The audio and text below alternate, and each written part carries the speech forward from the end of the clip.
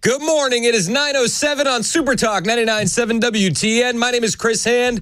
July 1st is the date. Congratulations. You made it through another Pride Month in Joe Biden's America. We're on to America Month, baby. Are you ready? Are you excited? I'm excited. Not a moment too soon either. Not a moment too soon. Did you see the Pride festivals going on yesterday? No, I didn't, but I have heard quite a bit of news about it, for sure. Okay, so Savannah Hernandez, who's an investigative reporter, she's been on the show multiple times. She's a good friend of mine. She was in San Francisco yesterday. Adult nudity in front of kids. It's okay. It's not for sexual gratification, is what the police say. That the adult men were fully erect in front of children. Don't worry about it, says the police. They did have some adult-only areas. And the adult-only areas in the San Francisco Pride Parade were fetish zones where individuals were urinating on one another. And there were, those plastic kiddie pools? Yeah. Full of pee. Swimming ensued. And then in New York City... I know. At any other time in, that's wild. That would be considered, you would be registered as a sex offender in any other case. Yes. For public indecency, and that's wild. Yep. That is wild. I mean, it's the way she described it on Twitter. So Savannah Hernandez, I'm gonna retweet it in case you want to go. I don't know. Maybe you want to go look at it at Chris Hand on air. Savannah describes what she saw in under a minute and a half, without any foul language, without using any curse words, using the latest and most up-to-date scientific terminology. Can't play a second of it on the air. That's how bad it was at the San Francisco Pride Parade over the weekend. She said, and this is a woman, that Savannah Hernandez is a woman who has been assaulted by Antifa, physically assaulted. She has been in migrant hotels. She's been at, the Trump court case. She's been reporting for years. She worked with Alex Jones at one point. She said that the San Francisco Pride event over the weekend was the most shocking and disturbing event that she ever witnessed. Shame on every parent who brought their child to this event, and shame on the city for allowing what could only be described as a giant public orgy. She's not mincing words. She's not doing this for shock factor.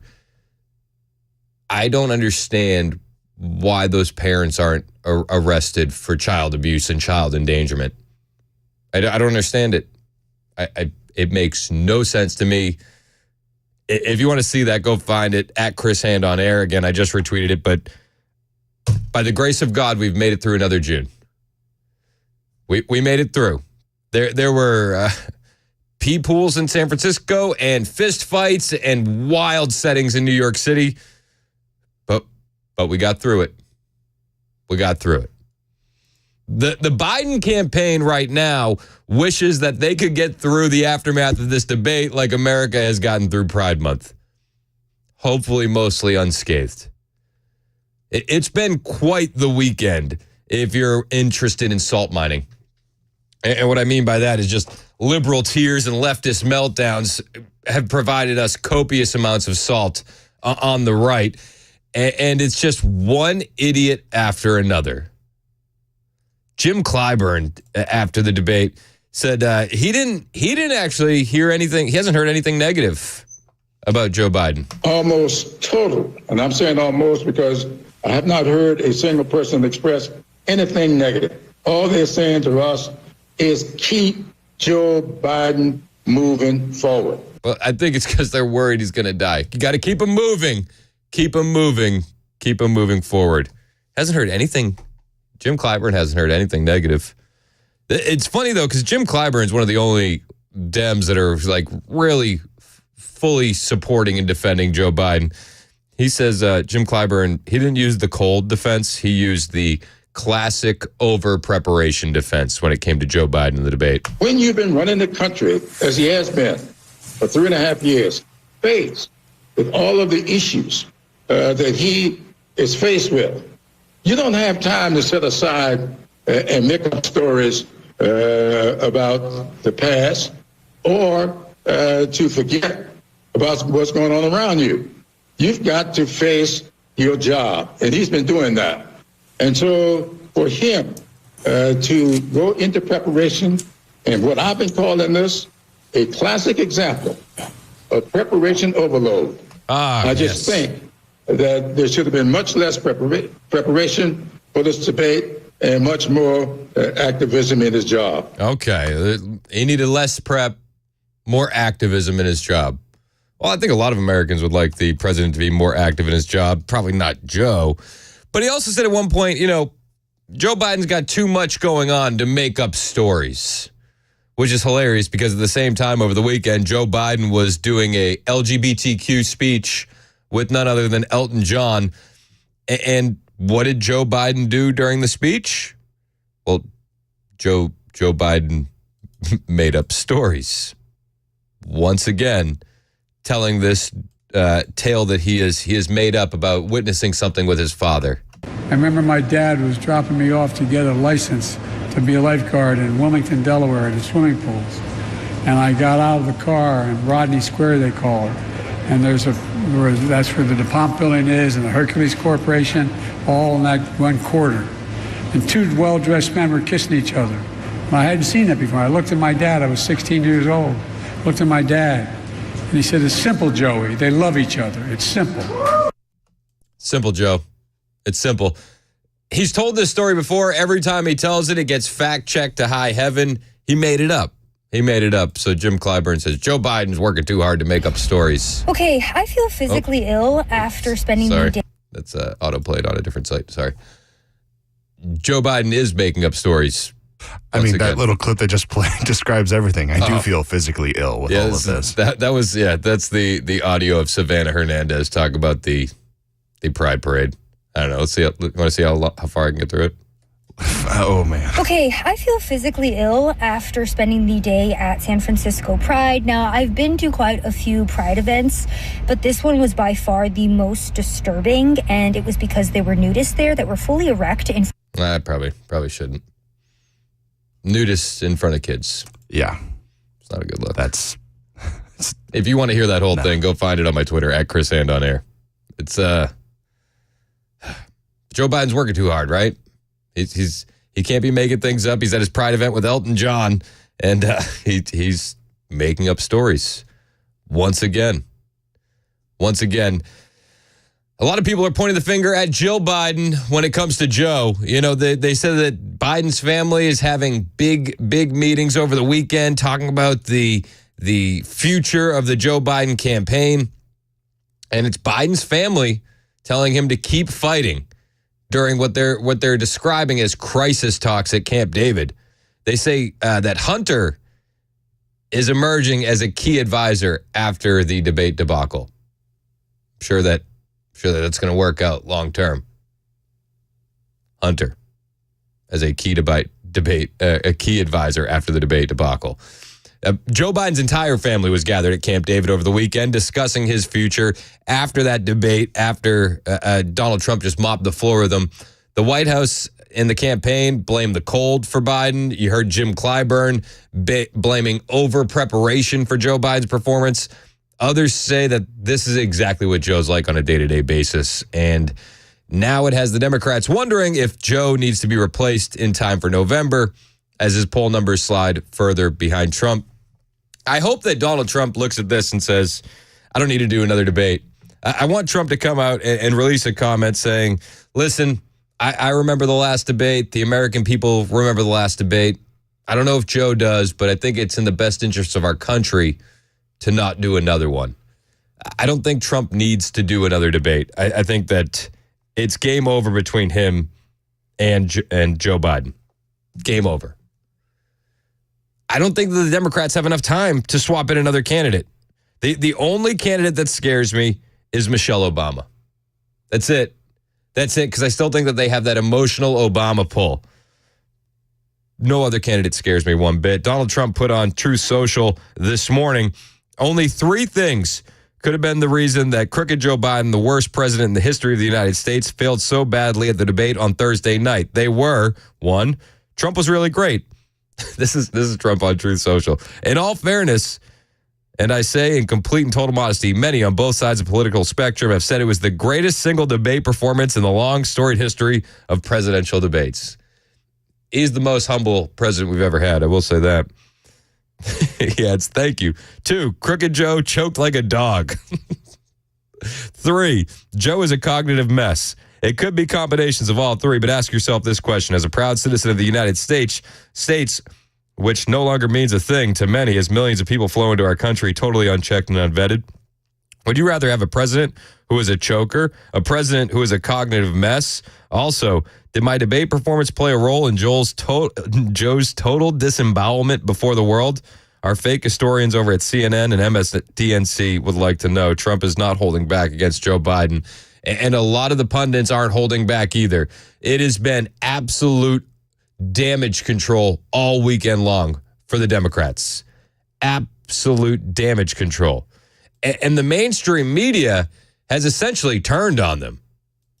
Essentially going after Joe, because they know what time it is. Kristen Welker from Meet the Press, she didn't have many nice things to say about Joe Biden, and she opens up using a clip of Jon Favreau, a former Obama speechwriter, on a podcast. She brings up the New York Times asking Joe Biden to step aside. They're not holding back in the mainstream media against Joe Biden. Not since the first Nixon-Kennedy debate in 1960 has a debate had as much potential to shake up a presidential race.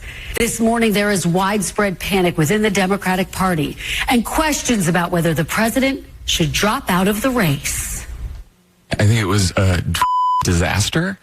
I think it was like maybe the worst debate I've ever seen in my entire life. I do think people feel like that we are confronting a crisis. There are going to be discussion about whether he should continue. At first it was shocking, then it was scary, then it was sad, and by the end it was absurd. Is the riskiest path sticking with Joe Biden, or is the riskiest path saying we want someone else? And anybody who says that that is not a tough call right now is full of On Friday, in a stunning move, the New York Times editorial board called on President Biden to serve his country and drop out of the presidential race. You know it's bad when even the failing New York Times is calling for you to step down. It's time to step down, Joe. And Joe's family were having that discussion at Camp David all weekend long. NBC News has learned that President Biden is expected to address his campaign with his family at Camp David. That's according to 5 people familiar with the matter. Now, he and First Lady Jill Biden arrived there late last night to join their children and grandchildren in a trip planned before Thursday's debate. The campaign was always going to be a topic of conversation, but now undoubtedly Thursday's debate will be front and center. Senior advisor Anita Dunn addressed the matter on Saturday. You all did not have any kind of conversations about, should Joe Biden drop out of this race? The conversation that we had is, okay, what do we do next? Okay, that is, if there was one thing that we're about, it's, okay, Barack Obama said bad debates happen. We had a bad debate. What do we do next? And, you know, the president, above all, is focused on what do we do next? What do I need to go do? You know, it's funny. She doesn't say that the conversations weren't, should you drop out? The conversations were just, what do you do next? And it seems like everybody would rather Joe drop out except for Jill Biden. I got that story for you on the way. It's 9:22 on Super Talk 99.7 WTN. Hang out with us. Hey, it's Chris Hand from my friends at the Glock store. And if you've ever visited the Glock store, well, they're your friends too. I mean, if you've been there, you've seen the same thing I've seen, where you can walk around the Glock store and you'll get greeted by every single member of the staff. Everyone in attendance will ask if you need help with anything, if they can find something for you. They're the nicest people that work at the Glock store. And if you know that if you've been there, but if you haven't, well, you really should go check out the Glock store, especially if you have any interest whatsoever in Glock handguns and Glock performance parts. I mean, that's the reason they call it the Glock store. If it has anything to do with Glock, anything at all, you can bet it's on the shelf at the Glock store. And if it's not there, well, they probably have it in the back waiting to be brought out. They get all the latest stuff. And when it comes to those performance parts for your own Glock, go to the source. the Glock Store. They'll install performance parts for you while you wait for free. And of course, once you get them installed, you got to train, and they have the incredible, incomparable Shoot 270 indoor ranges, not this lane range nonsense. They don't do that at the Glock Store. It's just you and an instructor in a private shooting room. And I've been to lots of other gun stores, and a lot of them have indoor ranges. I mean, a lot of them do. But once I found the Glock Store, it was a game changer for me. It'll be a game changer for you. This will be your favorite place to buy and to train, especially to train. That's the Glock Store on Air Lane Drive, just off of Elm Hill Pike and Briley Parkway. The Glock Store and glockstore.com. Minutes from the airport, worth the drive from, you guessed it, anywhere. Hey, what's up, guys? This is Matt Murphy for Members Nutrition. I want to tell you about the Members Nutrition difference, and I want to encourage you to go over to the Members Nutrition website. Number one, they believe at Members Nutrition that they can sell vitamins and supplements at a lower cost point, and they're doing it every single day at membersnutrition.com. Number two, they want to make these products right here in the United States of America, not from some overseas company, and they do that every single day. I encourage you to go to membersnutrition.com. You'll get 50% off your purchase price at checkout. You don't have to put in any codes. Just go to membersnutrition.com. Once again, membersnutrition.com.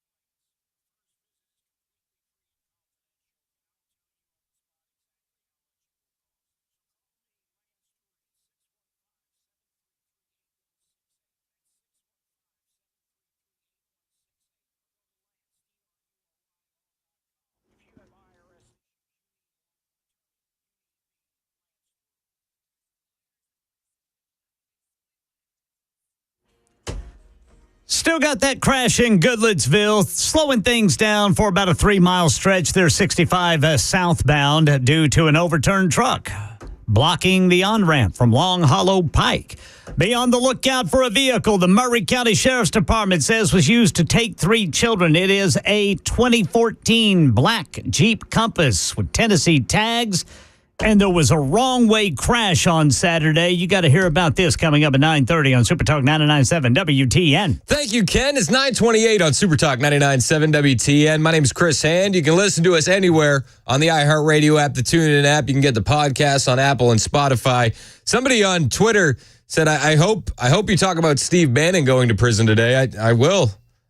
Steve Bannon's going to prison. And Steve Bannon doesn't care. Oh, why are you excited? Why are you excited? What do you mean excited? No, I'm excited because, hey, I don't give two about going to Danbury prison, okay? Whoa. Here's what I give a about. We're going to take down Merrick Garland, Lisa Monaco, and the corrupt DOJ and the FBI and all of it. I could care less. Okay, I'm excited because MAGA's going to let out a roar tonight and tomorrow and the next day and the next day and burn it all down till we get to November 5th, where President Trump's going to win in a landslide. We're not backing down 1 inch. So I'm very excited, and I'm particularly excited for the audience of Turning Point, Real America's Voice, War Room, all of it. Yeah, so Steve Bannon's excited. He's going to prison, contempt charges, right? And he says he's not worried.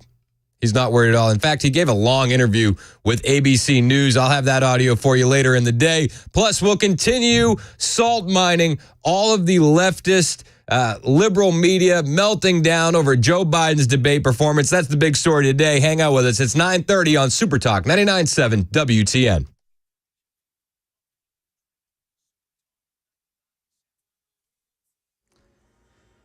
I'm Ken Weaver with your top stories. Again, Murray County Sheriff's Department asking you be on the lookout for a vehicle used to take 3 children. Authorities looking for Cameron Curtis, they say, may be driving a 2014 black Jeep Compass with Tennessee tags. Airlines playing catch up as the early 4th of July holiday travel is ramping up. More than 1,000 flights canceled nationwide yesterday due to severe weather. We'll let you know if that happens today. And a wrong-way crash in Nashville. Metro Police investigating 3 children and a woman injured Saturday when investigators say 20-year-old Balvino Rosales de la Cruz, driving the wrong way, crashed into their vehicle at Ellington Parkway North and Douglas Avenue. Police say Cruz was visibly intoxicated, vomiting on the scene, smelled strongly of alcohol. He's charged with 2 counts of felony vehicular assault, drinking under the age of 21, driving without a license. Bail set at $75,000. That's the latest news. Weather is next. I'm Ken Weaver, WTN News. The guaranteed offer is the easiest way to sell your home. It's really simple. We bring you an all-cash offer. You close in as little as 21 days. No home inspections, no lock boxes, no open houses. Go to markspain.com to get a guaranteed offer and start packing.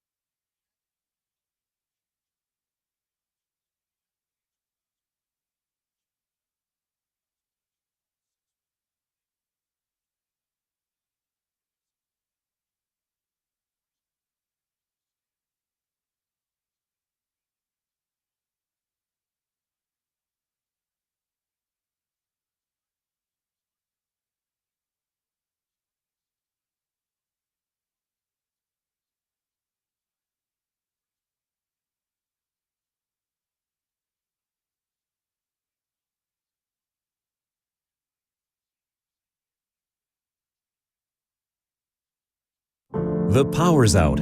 Your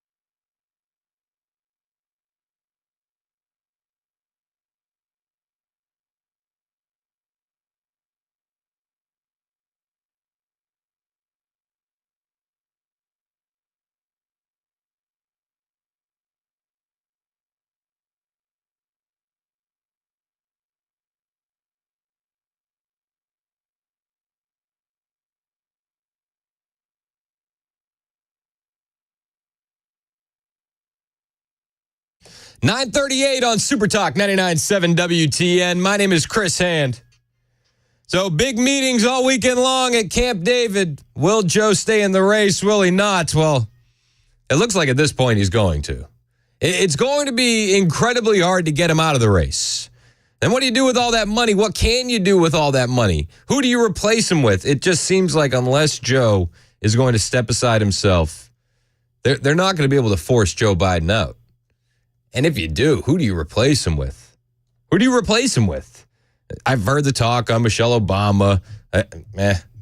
I've heard the talk about Wes Moore. Meh. I don't think that there's anybody that can really, really do it.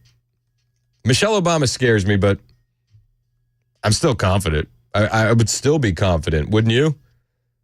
I think we'd all feel pretty good going into November, no matter who the opponent is.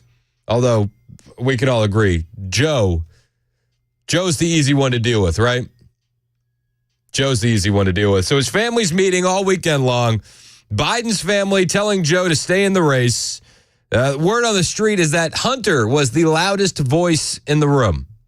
Hunter Biden was the loudest voice in the room. Yep. I mean, he had everybody.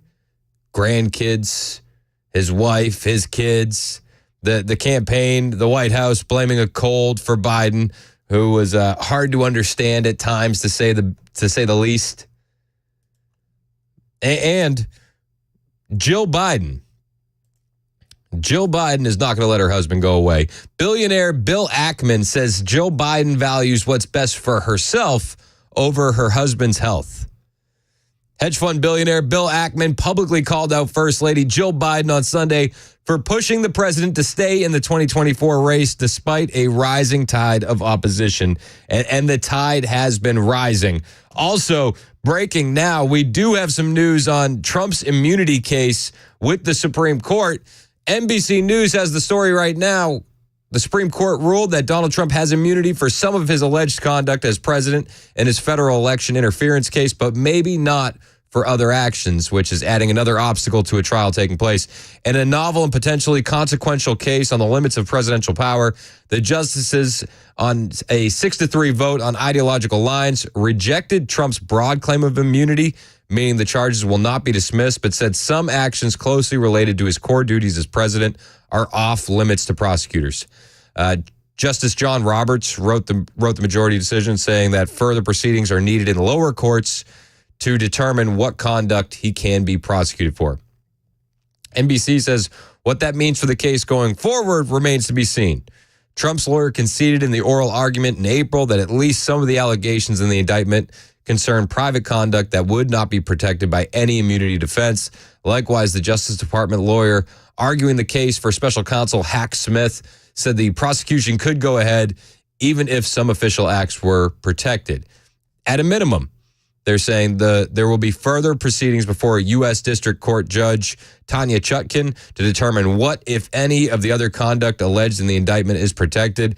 Even if the new proceedings do not take much time, there's little chance for the trial to be concluded before Election Day. So it's another win for the Trump campaign. We're going to wait and see what the ripple effect on this looks like, but it looks like this is a big win.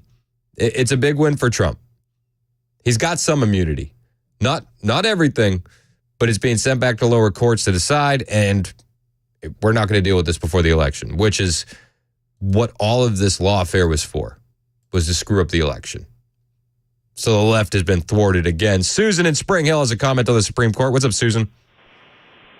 Yes, I'm just glad you brought forth some information. I was getting antsy. I knew that they were handing it down, and I just heard all this other stuff, and I was getting antsy to hear what was happening. So glad you could dwell on it, and thank you for your information. Yes, ma'am, of course. I appreciate the call.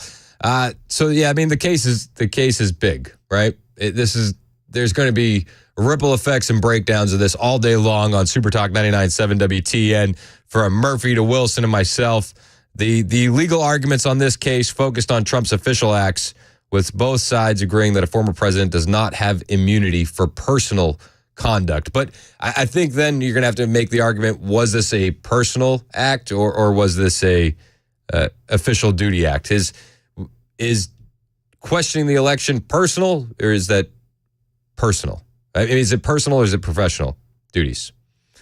The Supreme Court intervened after a federal court had ruled that on February 6th that Trump was not immune from prosecution, saying that once he left office, he became citizen Trump and should be treated like any other criminal defendant. The Justice Department maintains that a sitting president cannot be prosecuted. The appeals court did not analyze which, if any, of the conduct in the indictment could be viewed as an official act, a fact that appeared to irk some of the justices during the oral arguments. Trump's lawyer pointed to a 1982 Supreme Court ruling that endorsed presidential immunity from civil lawsuits when the underlying conduct concerns actions within the outer perimeter of the president's official's responsibility. Smith's team argued that there is no broad immunity that prevents former presidents from being prosecuted for criminal acts committed in office. So we'll see how this ripples out throughout the day. But big news, 6-3 decision. There is some immunity claims. There's some immunity claims. Sotomayor, she's not happy about it. She's not happy. They're saying in an impassioned dissent, Justice Sonia Sotomayor blasted the court's majority decision in Trump versus U.S., writing in part that the opinion permanently changes the nature of the American presidency. She said today's decision to grant former president criminal immunity reshapes the institution of the presidency. It makes a mockery of the principle foundational to our Constitution and system of government that no man is above the law, relying on little more than its own misguided wisdom about the need for bold and unhesitating action by the president. The court gives former President Trump all the immunity he asked for and more. Because our Constitution does not shield a former president from answering for criminal and treasonous acts, I dissent, Sotomayor added. She added in her opinion, the indictment paints a stark portrait of a president desperate to stay in power. Listen, I look to my left, I look to my right. I only see one president desperate to stay in power, and that's Joe Biden. And it's his family that is desperate to keep him in power. Joe Biden. In a lengthy post on Twitter, hedge fund billionaire Bill Ackman said that Joe Biden may be pushing her husband to keep going due to the many perks that come with being a first lady. There's only one person clinging on to power. It's Joe Biden. Bill Ackman says Joe Biden becomes irrelevant the moment her husband is no longer president. No more Air Force One, no more glamorous life, no more White House dinners for dignitaries, no more being treated like a queen when traveling the world. Ackman admitted his assessment might be harsh, but he emphasized that Jill Biden may be putting her desires over her husband's needs, which therefore puts the country at risk. How long have I been saying this? Jill Biden is the most evil woman in America. And everybody can see it on full display after Joe Biden's debate against Donald Trump on Thursday. Trump at a rally over the weekend, this was Friday, I believe, in Virginia. He had comments on Joe's debate performance, and he wasn't too impressed. And he was never really at the top of his game. He was never very good, but now he's really not good. Last night was a defeat not only for Biden, but for the entire radical left Democrat Party and the fake news media who have been lying to the American people as our country was being destroyed. Now, and the media has had a reckoning. The mainstream media has had to come to grips with the fact that Joe's not all there. ABC, they really covered this all weekend long, and Jonathan Karl was doing a bunch of coverage on this, and his take on the debates is pretty similar to most Americans' take on the debates. What's going on with Joe Biden? Even before the debate, there was a sense of dread among many Democrats, a fear that the campaign was heading towards something they consider unthinkable, a Donald Trump victory in November. President Biden needed a strong debate to show that he has the physical and mental ability to take on and defeat Donald Trump. That's why he spent nearly a week at Camp David with an army of advisors preparing for a debate with rules and a format that his advisors designed. Few prominent Democrats are even pretending he did what he needed to do on that debate stage. Yeah, everybody kind of understands that he didn't do anything at all that he needed to do. and he's discussing with his family what the next steps are all weekend long. The word is that he's not going anywhere. He's doing his best Wolf on Wall Street impression at Camp David all weekend long. But Dems are worried. Dems are scared. Bill Ackman says it's Jill Biden doing what's best for Jill Biden. The Daily Mail had an article saying Jill Biden is pulling the strings. And it's hard to disagree. I mean, did you hear Joe in North Carolina with Jill Biden? It essentially started as a Jill Biden rally for her husband. I saw in him then the same character that I see in him today. And even though he has faced unimaginable tragedies, his optimism is undaunted. His strength is unshakable. His hope is undeterred. Well, I wish the rest of the Democrat Party could say the same thing. But Jill, I mean, she wants Joe in the White House no matter what. And at this moment, with these perils the world is facing, there is no one that I would rather have sitting in the Oval Office right now than my husband. Nobody? Nobody. No one else. No one. Okay. And it's not like they have somebody waiting in the ranks that's going to do a better job. Kamala Harris isn't going to be saving anybody. And Joe remains steadfast. Because I intend to win this state in November. Are you going to see that? As he hacks. I intend to win in November. And then he's a day removed here. This is at the rally in North Carolina. He's definitely hopped up on a cocktail. He was definitely more energetic. He still couldn't talk. Still couldn't. Donald Trump says he thinks overturning Roe v. Wade. Donald Trump says he thinks overturning Roe v. Wade was a beautiful thing. Roe v. Roe. Red Rover. Send Joe Biden over. It's 9:51 on Super Talk 99.7 WTN.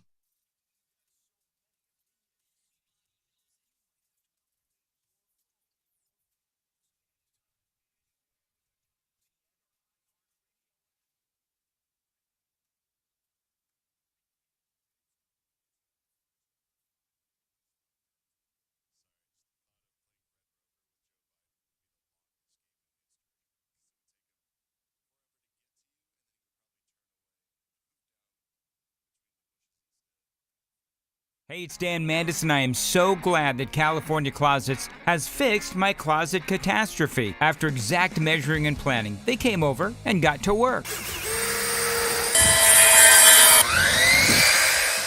Yeah, once it was all plotted out on their 3D CAD system, the pieces are measured, cut, and precisely installed into my space. It was clean, fast, and professional, and above all, my new closets look and function great. Now, this was my dormer, and now this is my new dormer thanks to California Closets. Look at all of this added space for shirts and shoes, you name it, and it is cut so precisely, simply amazing. And my old closet that has now been reborn as the ultimate in style and functionality, making the best use of the space that I had. They can work on just about anything: bedrooms, garages, home offices, closets, pantries, and so much more. Find them online, CaliforniaClosets.com, and see what they can do for you. You can schedule a free design consultation. Mention my name, CaliforniaClosets.com.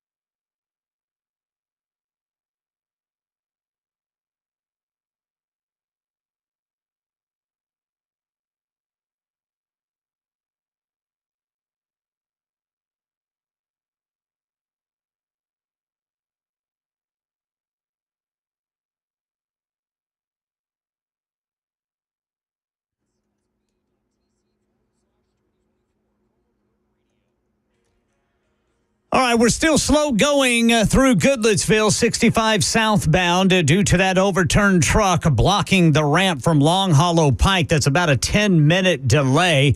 We have reaction from former President Trump and the Biden campaign to the SCOTUS decision on presidential immunity, seen as a partial win for Trump, coming up at 10 on Super Talk 99.7 WTN. Yeah, this is the biggest news of the day. It's crazy how fast this news cycle moves. You know, it was calls for Biden to step down when I started the show at 9 a.m., and now it's presidential immunity. Oh, you want to give me a little audio?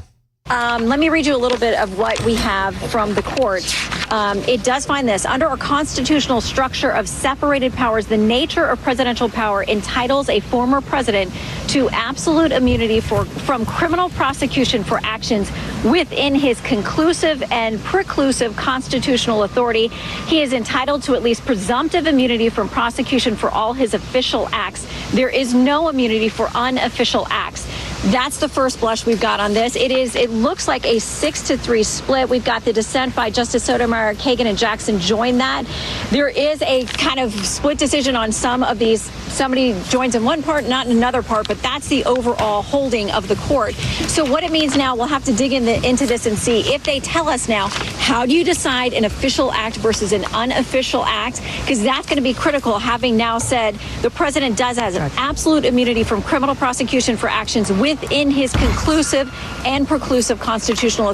So what is an official act and what is an unofficial act will be the next conversation. Donald Trump weighing in on Truth Social, saying, big win for our Constitution and democracy. Proud to be an American.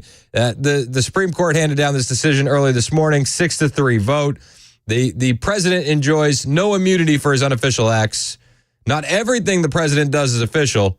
The president is not above the law, but Congress may not criminalize the president's conduct in carrying out the responsibilities of the executive branch under the Constitution. It goes on to say, certain allegations, such as those involving Trump's discussions with acting attorney general, are readily categorized in a light of the nature of the president's official relationship to the office held by that individual. Other allegations, such as those involving Trump's interactions with the vice president, state officials, and certain private parties, and his comments to the general public, present more difficult questions. They also state later that because the president cannot be prosecuted for conduct within his exclusive constitutional authority, Trump is absolutely immune from the prosecution for the alleged conduct involving his discussions with Justice Department officials. Ken's going to have more in his newscast. It's 10 o'clock on Super Talk 99.7 WTN.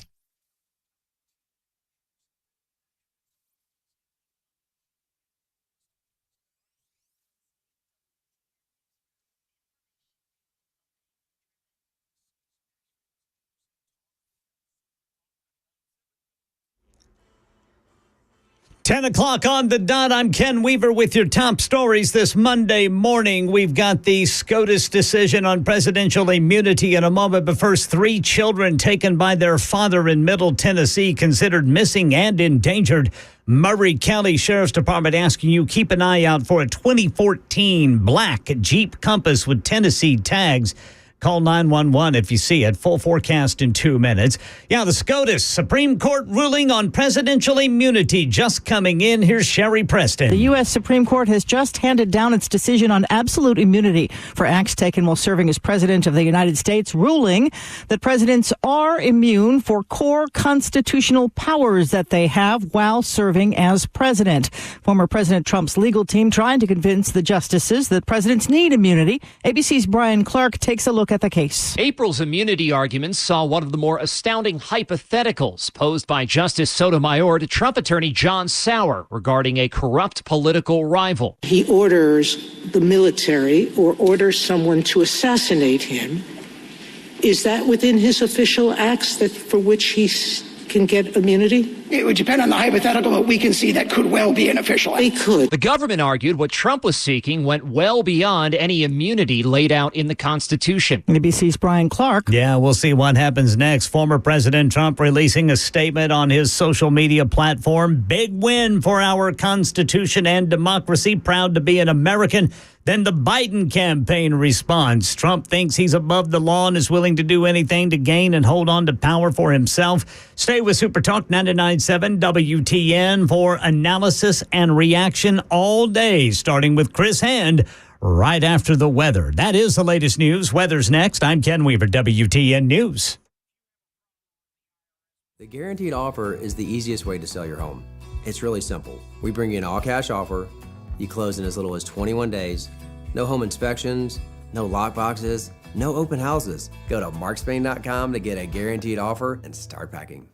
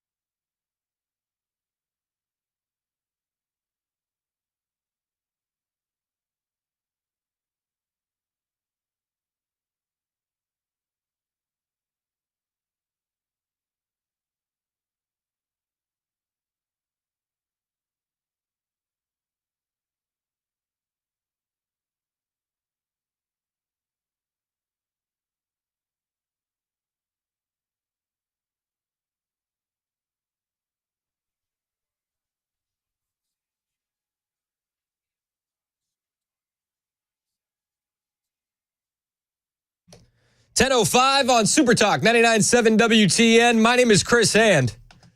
Woo! We got a day. We got a doozy. You know, a lot of I haven't been doing this for very long, and people tell you, you know, around the holidays it gets slow. No news is going to break before the 4th of July. So I don't know, man. We got we're kind of ramping up a little bit. It feels like there's no slow days here at Super Talk 99.7 WTN. If you're just joining us, the Supreme Court has ruled Trump does have presidential immunity for official acts. So essentially, the Jack Smith trial is done, null and void. Now it's going to be, okay, well, what does that mean? What does an official act look like? And what does an unofficial act look like? I mean, it's going to get interesting, to say the least. Jonathan Turley was talking about this just a moment ago on Fox News, and I like Turley, smart guy. He can break this down better than I can. In reading through this opinion, I can't see how this doesn't induce cardiac arrest with the special counsel. At one point in the opinion, they say, look, this is a quote, the indictment's allegations that Trump attempted to pressure the vice president to take particular acts in connection with his role with the certification proceeding thus involve official conduct. and Trump is at least presumptively immune from prosecution for such conduct. The court then goes on to say that the burden, of course, is on Jack Smith. He has to show that this does not pose any intrusions into the executive branch. And the court says that that this, quote, may well hinder the president's ability to perform his constitutional functions. So here the court is imposing a very significant burden on Jack Smith when this goes back to the judge. We talked about how this trial judge has proven to be very favorable towards Jack Smith. She's certainly been motivated to try to get a trial before the election. But the court here is giving much more clear lines than some people expected. They're saying that there is a presumption here that you have to deal with. The burden is high, and the court indicates that it may view this as something that could hinder a president's authority. It's fascinating to see this stuff come down. So the Jack Smith case is done. President Trump's interaction with Mike Pence on January 6th deemed official. That's an official business of the president. Wild. Trey, the Biden campaign clearly is indicating that they think this is a loss, at least in the way they wrote that statement that Dana read. I want to just read for 1 second about the dissent from Justice Sotomayor, who writes the dissent with Kagan and Jackson. Today's decision to grant former presidents criminal immunity reshapes the institution of the presidency.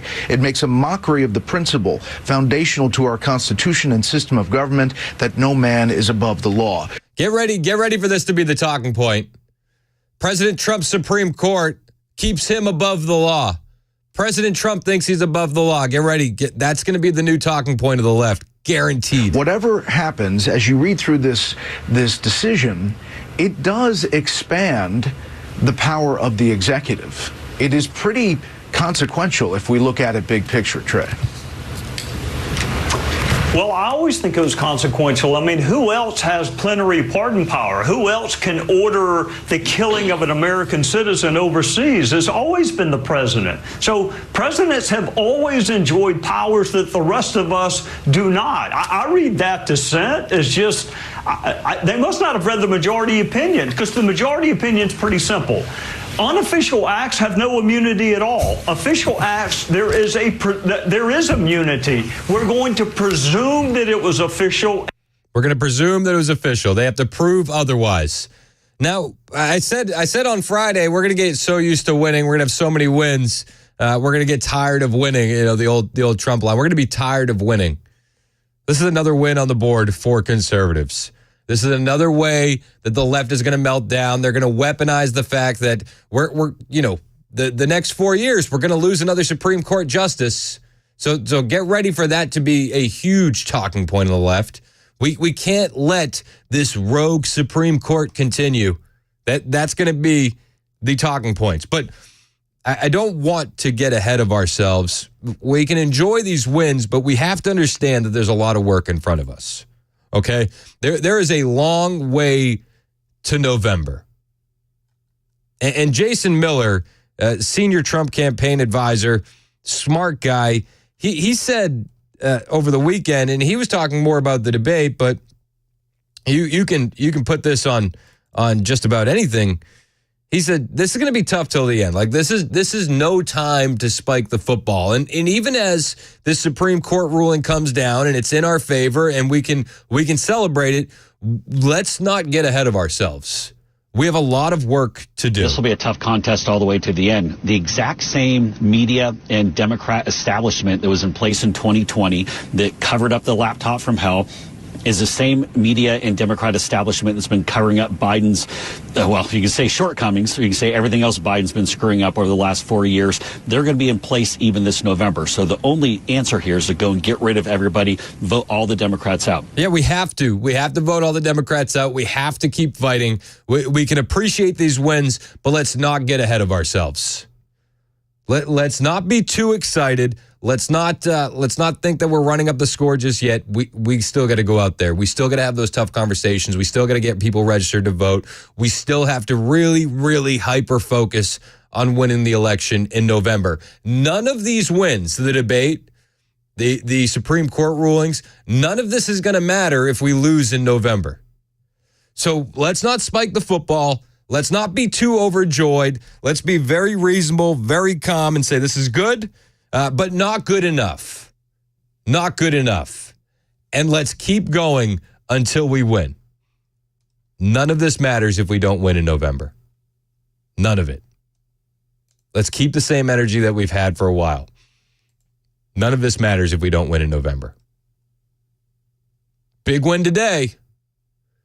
It means nothing if the Democrats win in November. And I say the Democrats because I'm not too sure it's going to be Joe Biden.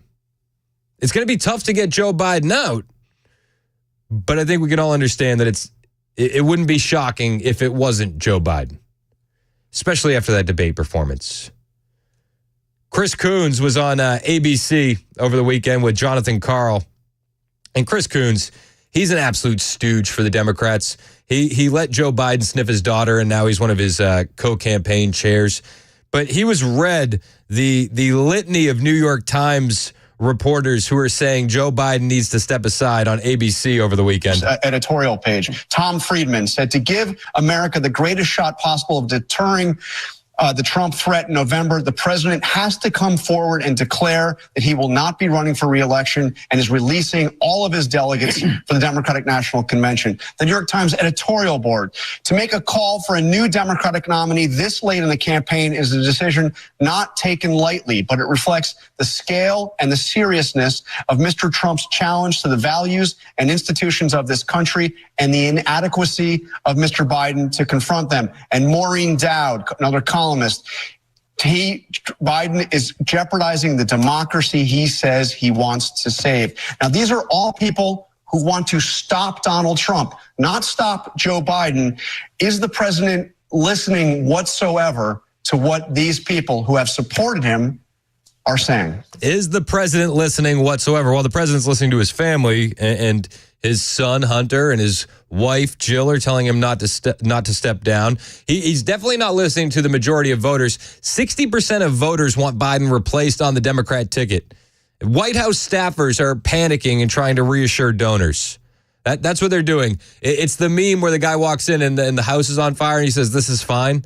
Top Biden staffers were trying to convince large donors in a private meeting on Friday that the debate was not a campaign killer, per Politico. Amid the donor meeting and the aftermath of the disastrous performance by Biden on Thursday, 60% of voters want to swap Biden out with a different candidate, according to a Morning Consult poll. But Chris Coons, he hears that, and he hears the New York Times, and he says, but the Philadelphia Inquirer said Trump should drop out. Look, John, the most important swing state is Pennsylvania. That's where I campaigned all day yesterday. And the most important newspaper in Pennsylvania is the Philadelphia Inquirer. And they said after that campaign debate, the folks, the leaders of a political party who ought to be going to their nominee and saying, you have no business running for president, is Republicans who should be telling Donald Trump to drop out of this race after the torrent of lies and vengeance and anger that he unleashed on that debate stage. I think the Philadelphia Inquirer got it right and the New York Times got it wrong. That's the best that Chris Coons can do. You're losing your base, right? You're losing the mainstream media guys that carry water for you, and all he can do is point to one radical leftist paper in the Philadelphia Inquirer. And the Philadelphia Inquirer did have an article. It said, to serve his country, Donald Trump should leave the race. It was an editorial. And they say, the debate about the debate is misplaced. The only person who should withdraw from the race is Trump. Yes, Biden had a horrible night. He's 81 and not as sharp as he used to be. But Biden on his worst day remains light years better than Trump on his best. I feel like we need to have a welfare check for the writer of that article. Somebody needs to make sure that they're doing okay, because they didn't see the same debate that you and I saw on Thursday. Not at all. And Chris Coons is on record now saying the only person that can beat Donald Trump, well, that's Joe Biden. The stakes of this race couldn't be higher. And the only Democrat who's ever beaten Donald Trump is Joe Biden. He is our candidate for November, and he has the best shot to beat it. Well, let me ask you, you don't think that Joe Biden is the only Democrat that can beat Donald Trump, do you? I think he's the only Democrat who can beat Donald Trump. And let me tell you, we had the single best. Did you hear Jonathan Karl from ABC? As he says, Joe Biden is the only Democrat that can beat Donald Trump. Chris Coons keeps talking, but you can hear Jonathan Karl underneath it go, really? I think he's the only Democrat who can beat Donald Trump. And let me tell you, we had the single best day of grassroots fundraising after the debate. The first poll that we saw after the debate showed Joe Biden gaining ground on Donald Trump. I understand there's a lot of hand-wringing and concern and pearl clutching amongst the commentariat. That's great. That's expected, frankly.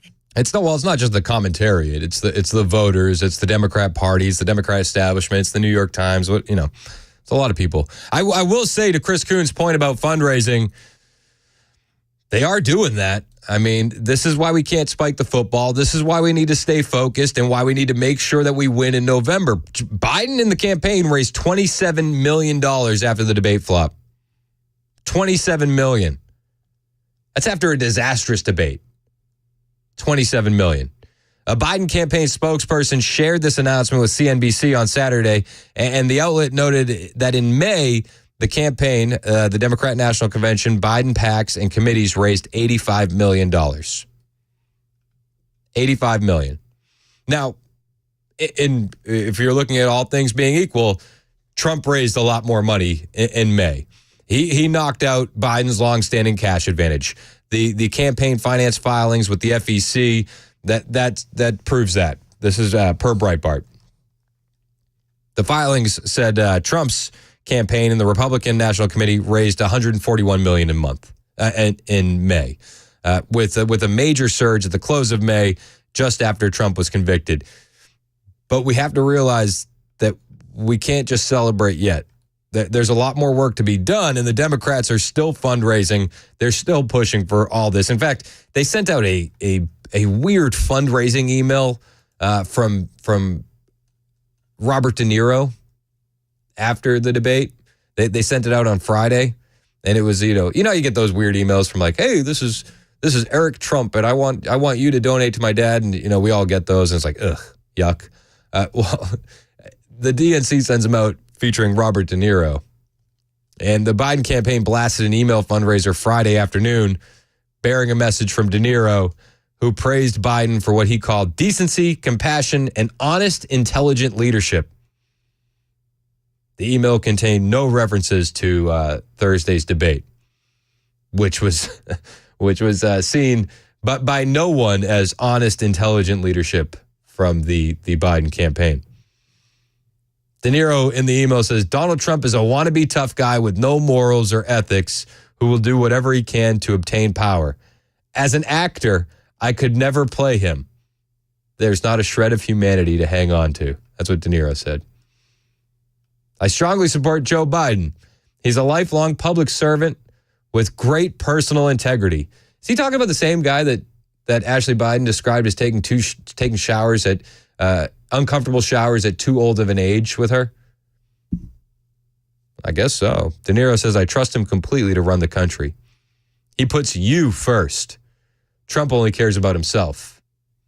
Weird. I wonder if he'd trust his new kids with Biden. Do you think he would let Biden him babysit them? Yeah, do you think he'd let Biden babysit them? Doubtful. Also, to say Joe Biden puts you first? No, Joe Biden puts illegal aliens over American citizens every single day of the week. And that's on full display. We could list a dozen stories that have not even hit the mainstream media that are new. And we will on the way. Hang out with us. It's Super Talk 99.7 WTN. Hey, it's Chris Hand for my friends at Paul Winkler Inc. You know Paul. I know Paul. Great guy, smart guy. Had a meeting with him last week, and my wife was there. And my wife says, one of the things I love about Paul is he brings his advice back to the Bible. And I'll let you have your discussion with Paul so that way he can do that for you, because he does it in a way that is far more eloquent than I can do justice. But I will tell you this. Paul's been doing this for a long time. He hosts the Investor Coaching Show here on WTN. He's been doing that for over 20 years. And before that, he got his feet wet in the industry by studying under an economist who went on to win a Nobel Prize. That's wild. That's how he got his education, and he's also an avid collector of financial planning designations. He has up to 8 now. So, of course, my wife and I work with Paul. When I started here, his was the firm I wanted to work with, and it's because they hold themselves the highest level of fiduciary status. Paul wants to make sure I tell you I get paid when I do these commercials. He wants the transparency, but he also wants to give you an education in finance.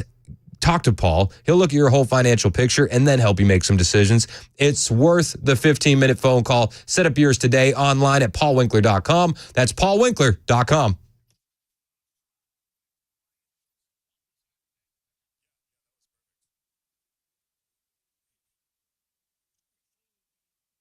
Hey, what's up, guys? This is Matt Murphy for Members Nutrition. I want to tell you about the Members Nutrition difference, and I want to encourage you to go over to the Members Nutrition website. Number one, they believe at Members Nutrition that they can sell vitamins and supplements at a lower cost point, and they're doing it every single day at membersnutrition.com. Number two, they want to make these products right here in the United States of America, not from some overseas company, and they do that every single day. I encourage you to go to membersnutrition.com. You'll get 50% off your purchase price at checkout. You don't have to put in any codes. Just go to membersnutrition.com. Once again, membersnutrition.com.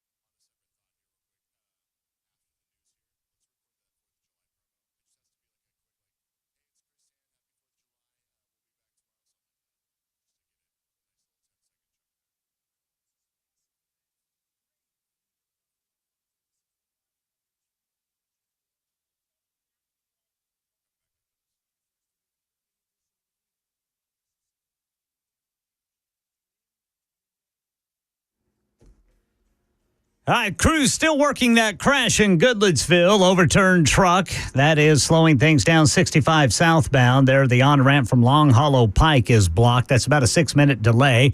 Been a big win for Trump. Tell you about it at 10:30 on Super Talk 99.7 WTN. Thank you, Ken. It's 10:25 on Super Talk 99.7 WTN. Now, a lot of you people might know who Harry Sisson is. Do you know Harry Sisson? He's this big-time Biden TikTok influencer. He gets paid by the DNC essentially, and he tweeted about the Supreme Court ruling. You know that Trump does have some immunity in official acts. Harry Sisson tweeted out 15 minutes ago, according to the Supreme Court, Biden could now send in SEAL Team 6 to take all of them out. He could send in the military to take out Trump. He has immunity for official acts now. This kid's deranged. This kid's a nut. He's fantasizing essentially about, murdering political rivals and SCOTUS judges, is he not? Biden could send in SEAL Team 6 to take them all out, says Harry Sisson. Top Biden social media influencer. He may be the only Biden social media influencer. Biden could take them all out, guys. Okay. Biden couldn't get takeout for lunch on his own. He couldn't. Biden couldn't order Uber Eats. And he thinks that he's going to be able to send in SEAL Team 6 to take them all out. What a clown. It's an absolute clown show in America with the left running things, is it not? Steve Bannon is going to jail. Donald Trump has immunity. The debate has been a train wreck for the Democrat establishment. And what do we do next? Ray, who's on the road. What's up, Ray? Well, actually, it's Dawn. Oh, what's up, Dawn? I just wanted to say that if they're still going for Biden, they're in denial. Denial. I like it. Yep, Yeah. They are. You're absolutely right. I appreciate the call. All right, thanks. All right, thanks, Dawn. Yeah, 615-737-9986 if you want to join the conversation. A lot of these Dems are in, as Don put it, Demnial. They are. But they have to be. They have to be. Because they can't leapfrog Kamala Harris. They can't leapfrog Kamala Harris for Gavin Newsom.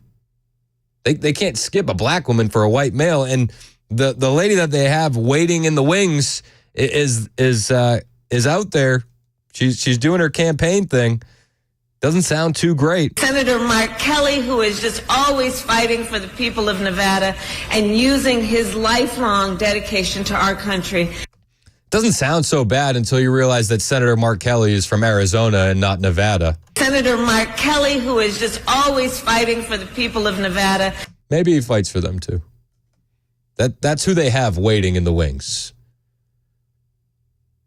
That's who they got. Maybe Joe Biden's rubbing off on her a little bit.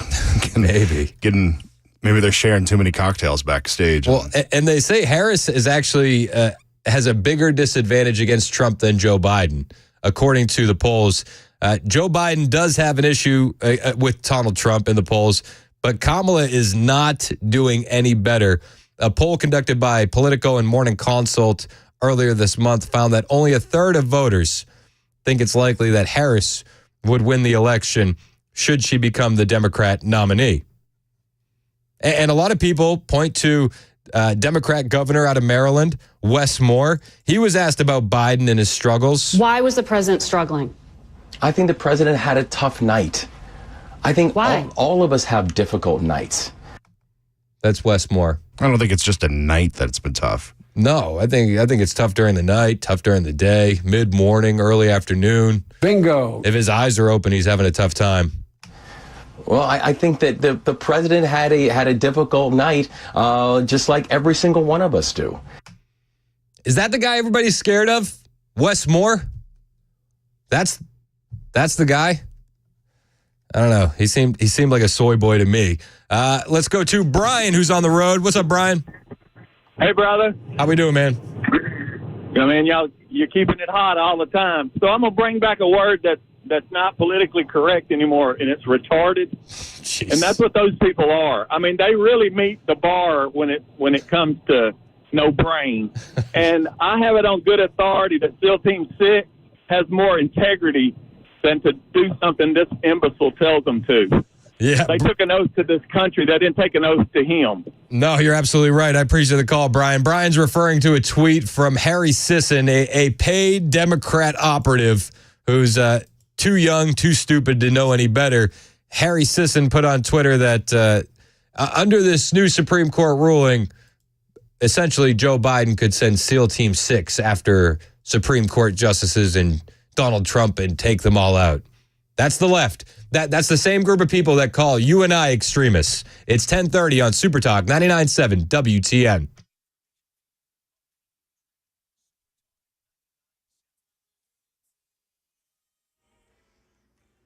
.30 on the dot. I'm Ken Weaver with your top stories. Full forecast in 2 minutes. And right now in our nation's capital, Derek Dennis. The U.S. Supreme Court has handed down a ruling on the constitutional question of whether former President Trump has absolute immunity from any criminal prosecution. That was a key argument from Trump and his lawyers in the various criminal cases he faces, including his 2020 election interference case. The high court essentially deciding Trump has some immunity from official acts, but no immunity from non-official acts, sending the question back to the lower courts for further rulings. The court did have to outline the big question. Donald Trump's claim that former presidents are absolutely immune from prosecution, can never be prosecuted for any of their official acts. And in this case, the court says that a former president may have some immunity from criminal prosecution for official acts during his tenure in office. ABC's Terry Moran. Trump calling it a big win for our Constitution and for democracy. Stay with Super Talk 99.7 WTN for analysis and reaction all day, starting with Chris Hand after the weather. That's the latest news. I'm Ken Weaver, WTN News. Thank you, Ken. It's 10:31 on Super Talk 99.7 WTN. If you're paying attention to the weather, you understand it's getting hot and that heat is going nowhere. And if you haven't gotten your AC service the best way, the Busy Bee way with Busy Bee Plumbing, Heating, and Cooling, you're waiting for a problem to pop up this time of year. Full disclosure, I had a problem pop up because I ignored my maintenance. Spoiler alert, long story short, dirty coils, super embarrassing. But I could have avoided that problem had I gotten my AC maintained before the problem popped up, and I should have. You should too. Join the Beehive Club today. For just $99, you get so much value, including that annual maintenance on your AC, heating, and plumbing. Again, it's just $99, and you get so much value. 3 annual tune-ups, 1 for your heating, 1 for your cooling, 1 for your plumbing. A 10% discount on all repairs. Priority front-of-the-line service. A $100 annual accrued replacement credit with a maximum of $1,000. No overtime or holiday fees, plus exclusive Beehive member promotions. It will pay for itself to become a member of the Beehive Club. Busy Bee's your Rude Pro partner, and they'll always come see you on Saturday for those convenient availability hours for your maintenance calls. For satisfaction guaranteed, call Busy Bee Plumbing, Heating, and Cooling. 615-775-7833. That's 615-775-7833. Online at busybhvac.com. Hey, what's up, guys? This is Matt Murphy for Members Nutrition. I want to tell you about the Members Nutrition difference, and I want to encourage you to go over to the Members Nutrition website. Number one, they believe at Members Nutrition that they can sell vitamins and supplements at a lower cost point, and they're doing it every single day at membersnutrition.com. Number two, they want to make these products right here in the United States of America, not from some overseas company, and they do that every single day. I encourage you to go to membersnutrition.com. You'll get 50% off your purchase price at checkout. You don't have to put in any codes. Just go to membersnutrition.com. Once again, membersnutrition.com.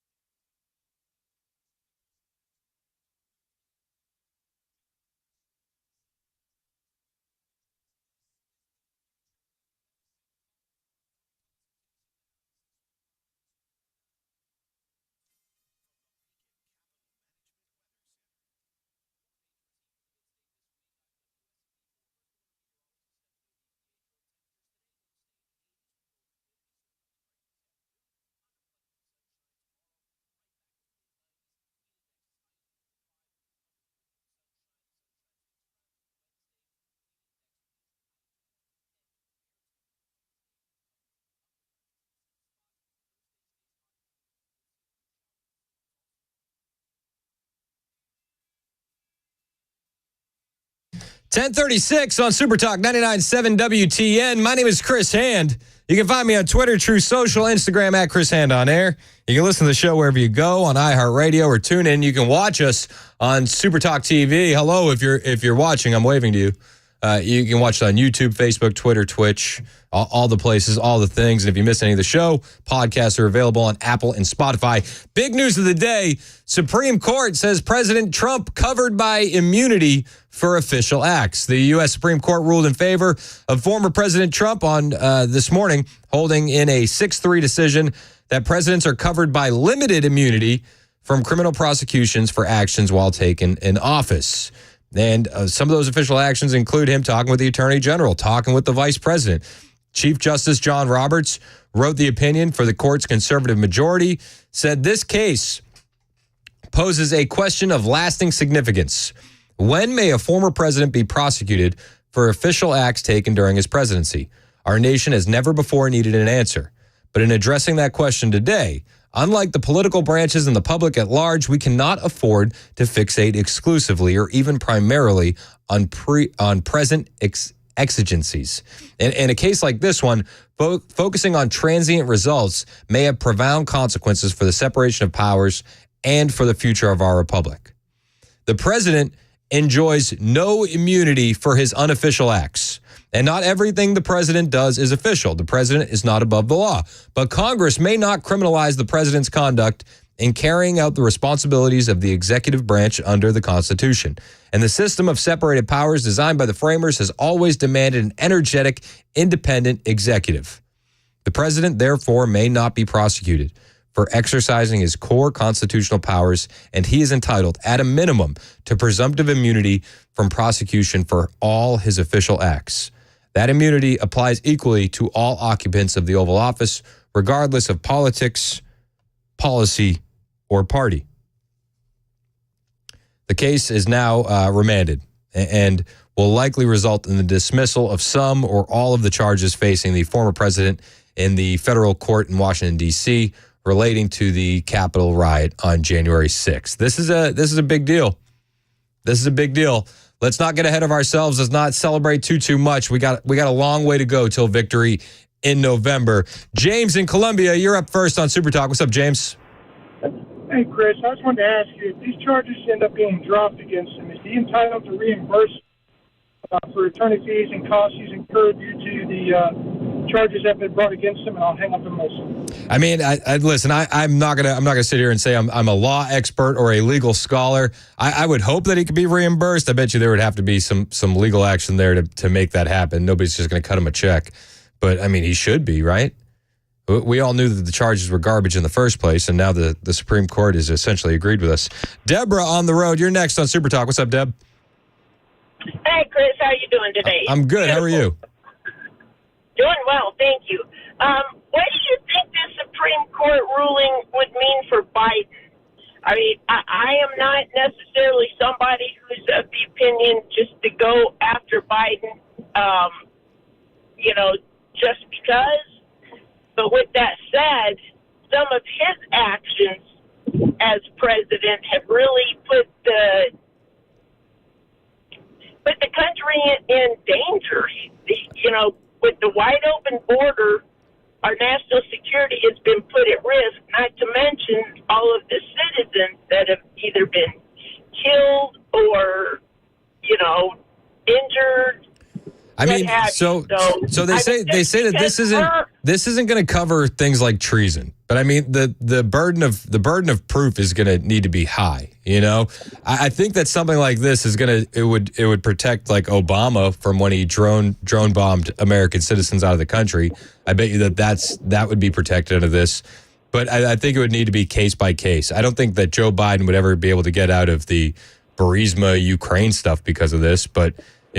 We would have to wait and see what the actual charges are and then what the prosecution would look like before we get into hypotheticals. You know what I mean?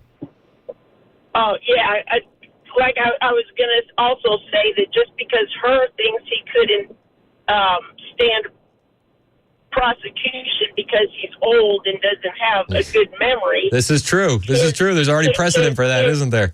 His acts have been with intent and willful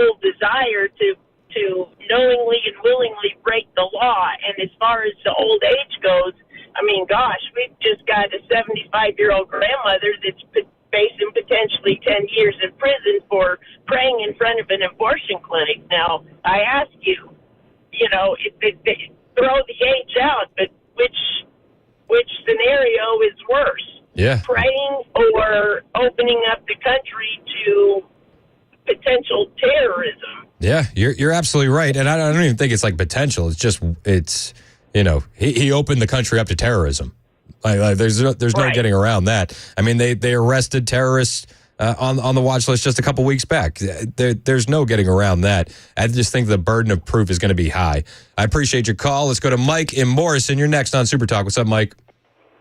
Well, I really appreciate this decision. I was never a big fan of complete immunity claims, but I think this decision is the route to go. I'm curious about what it's going to cover. Is it going to cover Joe Biden letting all these terrorists in over the border? What? I mean, it says it's going to cover all official acts as the president, right? So I think it depends on what charges could be brought against Joe Biden, when they're brought against Joe Biden, how. I don't think it totally protects him from everything, but it's like, unless we know what charges are going to be levied against him, then it's hard to, make a determination based on this. Yeah, okay. I got you. Thanks, man. Yeah, appreciate your call, Mike. 615-737-9986. This is all breaking in real time, and we'll have more coverage on it all day long with the Trump and the SCOTUS stuff. But over the weekend, Democrats were dealing with their own cleanup, and it was because of Joe Biden's debate performance. Reince Priebus was on an ABC panel. He's on an ABC panel with Jonathan Karl, Jen Psaki, and Donna Brazile. And he was asked, could they replace Joe Biden? Biden could say, I want my delegates to vote this way. The party would set up an infrastructure. I think they could get it done. But look, this is just all downside for Joe Biden. This isn't going up. This can get worse. This is not a bad debate night. This was an incoherent, almost impossible mess. And I think that journalists and voters should demand an answer. I agree with Reince. We should demand an answer. Journalists should demand an answer. If we had a real press in this country, we might get one. But I like what he says. This is not going to get better. This is only going to get worse for Joe Biden. And then we get the Supreme Court decision this morning. Yeah, it's going to get worse for Joe Biden. You all need to demand an answer. Why? Scotty Scheffler shot 120 this afternoon. Someone wouldn't say he had a cold and a bad day. Something is up. Something happened. And people need to find out what it is. Like what, though? The next thing's going to happen. No, because it wasn't a cold. I like how Jen Psaki tries to jump in and said, this sounds a little conspiracy theorist here. It's like, did you watch the debate? This guy didn't just have a cold. He was preparing for 5 days in Camp David. He came out in the first 30 seconds and ran flat, and it was immediate. Something isn't right. Now, secondly, the money's going to dry up next.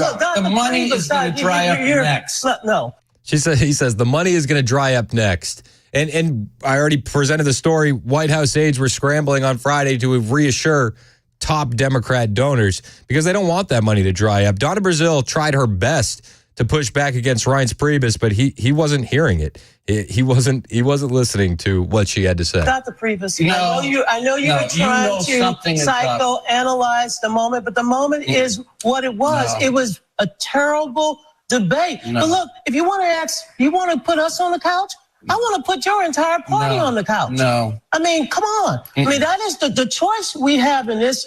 What's at stake is the future of our democracy, the future of elections. Former President Trump could not even say again that he would accept the results of this election. He's not going to get better, Donna. It's not going to happen. He said, President Trump wouldn't even say he'd accept the future results. He's not going to get better, Donna. It's not going to happen. The Democrats are in denial. They're in full-blown panic. Oh, we need to put the Republicans on the couch, says Donna Brazile. They're a threat to democracy. Trump said he wouldn't accept the election results. This is all they have. This is all they have. And Priebus essentially says, deal with it. Trump excelled. Jen Psaki tries to push back as well. President Trump let Biden talk. He stuck to the economy and immigration over and over again. He talked about gas and groceries. Biden lied. Biden lied over and over again. But no service members were killed under his watch. I'm sorry. There's a lot of Gold Star families that might disagree with that. Yep. That billionaires pay 8% in tax. That the Border Patrol endorsed him. I mean, he was stumbling and bumbling and lying throughout the entire thing. Roe Give v. me Wade a was something break. that we should celebrate. I have to say, Is that something we should celebrate? And Donna Brazile tries to jump in. Is overturning Roe v. Wade is something we should celebrate? Is that something we should celebrate? This is all they have are the emotional arguments. It's like, you know, we hear you. Joe Biden tried his hand at the emotional argument of Roe v. Wade at his North Carolina rally, but he can't talk. So when he tried to bring it up at his Democrat rally, once again, Joe put on full display why people are worried about him. Donald Trump says he thinks overturning Roe v. Wade was a beautiful thing. Yep. But I think the abortion argument couldn't have gone better for Trump during the debate.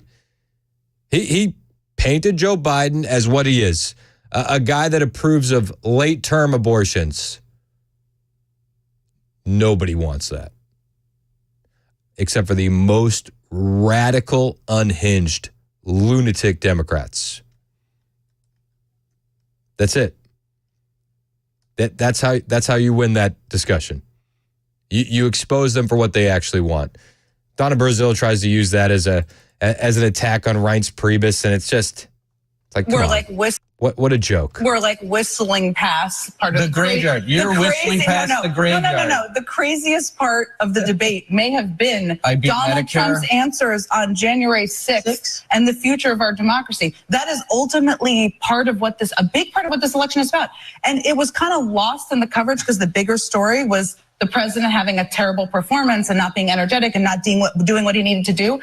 But those statements in the last 20 and 30 minutes scared people who watched. Were you scared when you heard Donald Trump's statements about January 6th? You know, they tried to bait Trump so many times with those types of questions, and he didn't get the debate. He didn't take the bait. Jen Psaki wishes that she had that line that she could isolate and take out of context, but she doesn't, because Trump didn't take that bait at the debate. But this is what they're going to do. The conversation will be abortion. The conversation will be democracy. The conversation will be gun violence. But the conversation needs to be Joe Biden isn't mentally fit to stand trial. Joe Biden wasn't mentally fit enough to do a debate with Donald Trump. Joe Biden's not mentally fit enough to be the president. He's not. And everybody sees it for what it is, except for those on the left who still want to be cashing those checks. Jen Psaki, Donna Brazile, I don't believe that they believe what they're saying. But I think that they're smart enough to understand that if they get too far out of line, well, then their money might dry up. It's 10:50 on Super Talk 99.7 WTN.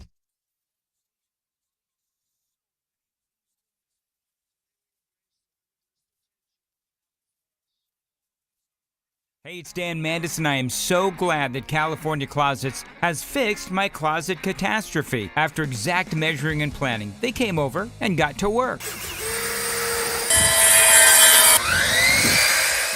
Yeah, once it was all plotted out on their 3D CAD system, the pieces are measured, cut, and precisely installed into my space. It was clean, fast, and professional, and above all, my new closets look and function great. Now, this was my dormer, and now this is my new dormer thanks to California Closets. Look at all of this added space for shirts and shoes, you name it, and it is cut so precisely, simply amazing. And my old closet that has now been reborn as the ultimate in style and functionability, making the best use of the space that I had. They can work on just about anything: bedrooms, garages, home offices, closets, pantries, and so much more. Find them online, CaliforniaClosets.com, and see what they can do for you. You can schedule a free design consultation.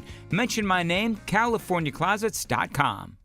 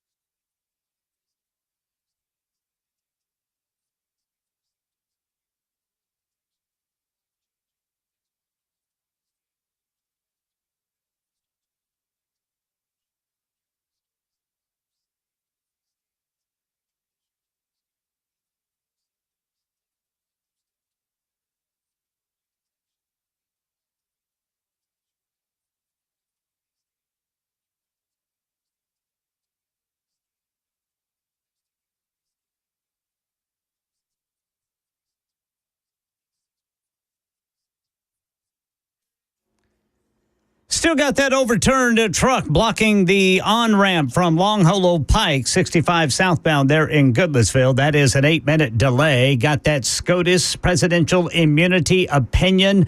Someone waving around a gun in a local grocery store. And remember when you used to have to go to a box to get a movie? One of them going under. We'll tell you about it at 11 on Super Talk 99.7 WTN. Oh, I think I know where you're going with that story. I saw the signs outside the Kroger on Les Casas in Murfreesboro. Yeah. Sad days. It is indeed. I feel more bad about losing those than I do about the president. Yeah. I really do. That's more disappointing. I expected the other stuff. Barack Obama weighed in. I know you guys have probably already seen this. Barack Obama weighed in. Bad debate nights happen. Trust me, I know. And he essentially throws his support behind Joe Biden. But Tucker Carlson tweeted out last night at around 3 a.m. from an unusually good source. Obama's tweet supporting Joe Biden was disingenuous. In private, Obama is telling people Biden can't win, and he is therefore in favor of an open convention. Obama will not say whom he supports, nor as of yesterday afternoon had he met personally with Biden to deliver the message. Relations between the Obamas and the Bidens have never been warm. At times, they've been hostile, but recently they've deteriorated further, most likely due to Jill Biden. What shocker. Tucker says, in the hours and days after the debates, Jill Biden kept her husband cloistered away from anyone who might convince him to drop out. Jill Biden is the driving force behind her husband's reelection campaign, just as she was in 2020, when other members of the family, including Biden's sister, Val, considered him too impaired to run. The next generation of potential Democratic candidates understands all this is an opportunity they're circling, particularly Gretchen Whitmer, who is promoting herself aggressively. Weird. Democrats clawing over each other to obtain more power. Where have I heard this one before? It doesn't shock me that Obama doesn't support Joe. It doesn't shock me that Obama doesn't think Joe can win, because Obama is, if nothing else, we can all agree, he's sharp. He might not have the best interest of the country at heart, but you can't argue that he's not smart, right? He knows what he's doing, and privately not supporting Joe Biden, not a shocker one bit. It's 11 o'clock on Super Talk 99.7 WTN.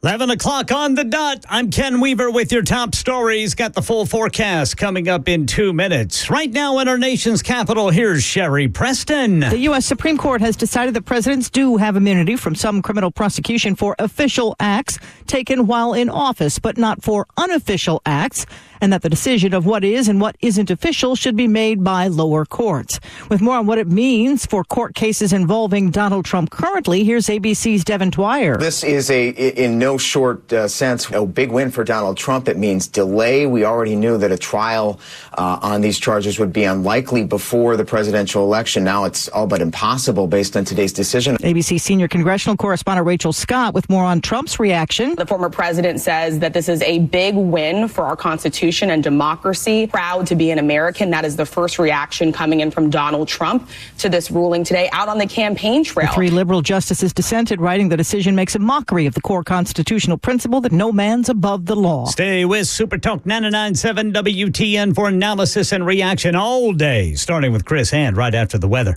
And right now in Middle Tennessee, 18-year-old Robert Turner facing a felon in possession of a firearm charge after police say he walked around a Kroger in the Haynes Park area, waving a gun in the air, threatening to shoot someone. Channel 4 says Turner claimed the gun was for protection because He said someone pointed at one at him. His bond was set at $50,000. And the operator of a movie rental platform is bankrupt. Redbox emerged in the post-blockbuster, pre-streaming world to provide movie rentals. But that world has changed, and Redbox's operator, Chicken Soup for the Soul Entertainment, has filed for Chapter 11 bankruptcy protection. The company's $970 million in debt, and much of that debt came from the $375 million it spent acquiring Redbox 2 years ago. Deadline reports Chicken Soup recently missed payroll and suspended employee medical benefits. That is Brian Clark reporting. And the latest news. Weather is next. I'm Ken Weaver, WTN News. The Guaranteed Offer is the easiest way to sell your home. It's really simple. We bring you an all-cash offer. You close in as little as 21 days. No home inspections, no lockboxes, no open houses. Go to markspain.com to get a guaranteed offer and start packing.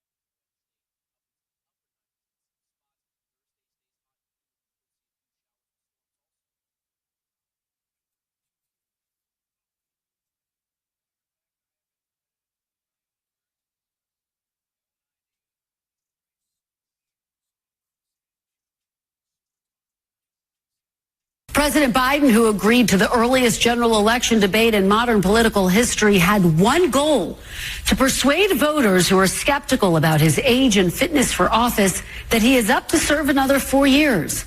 Mr. Biden has consistently told voters, "Watch me." If I were to run, I think they're going to judge me on my vitality. Can I still run up the steps of Air Force Two? Am I still in good shape? Do I have all my faculties? Am I energetic? I think it's totally legitimate for people to ask those questions. This is for the voters to decide. Yeah, it's for the voters to decide. And if you watch Joe Biden on Thursday night, well, if his one goal was to make sure that you thought he was mentally stable enough to be president, well, I think we can all agree that he failed to meet his objective. Well, on Thursday night, voters watched the president deliver a halting performance, at times appearing confused and repeatedly losing his train of thought. Making sure that we're able to make every single solitary person eligible for what I've been able to do with the COVID. With dealing with everything we have to do with.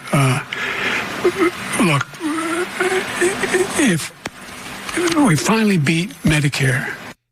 He did a good job. He did a good job reassuring voters that he was mentally fit enough to be president. It's wild, though, because he didn't just not reassure voters.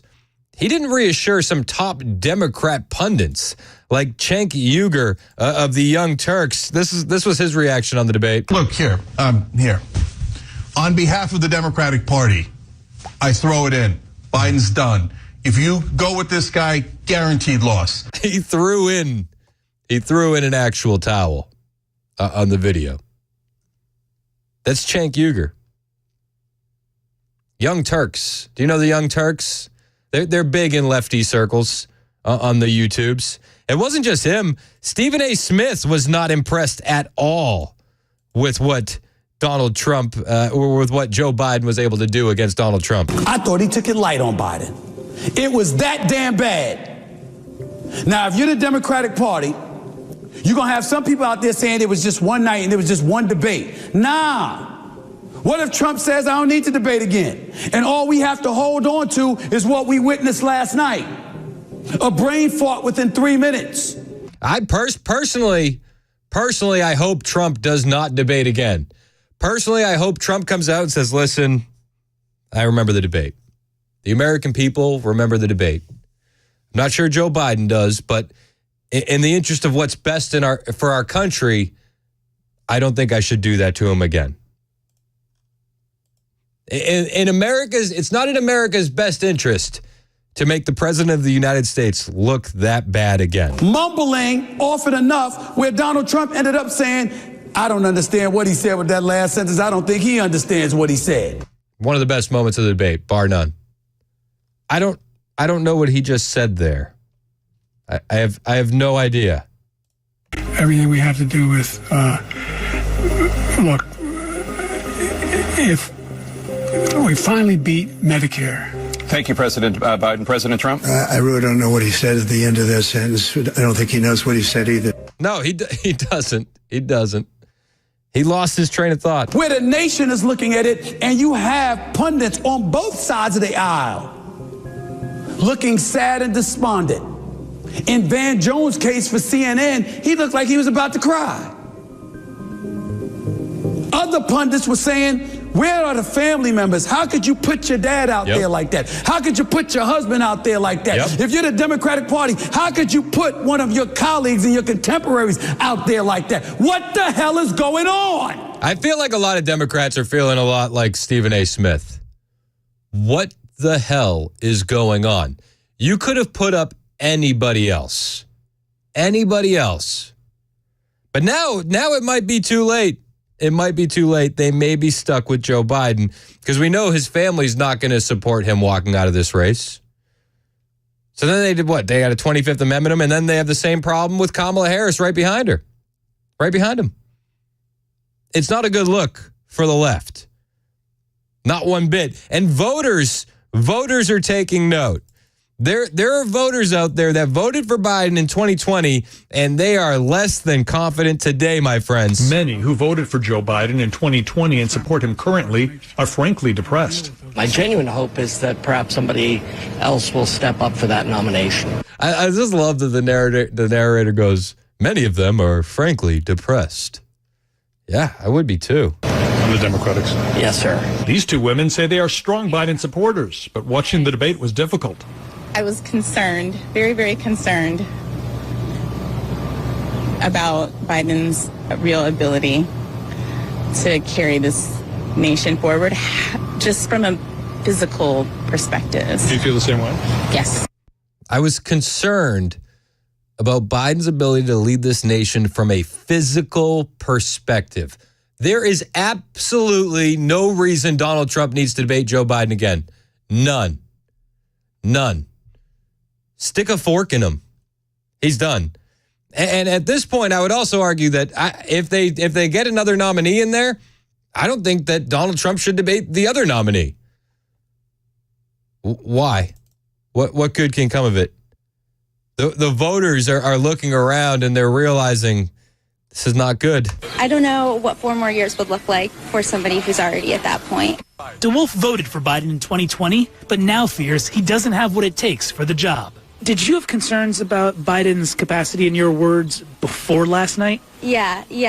But I think last night was worse. Yes. I had concerns before the debate. Now they're worse. The concerns are far, far worse. And then you guys got guys out there like Frank Luntz, political analyst, and he's doing these focus groups with voters on the debate.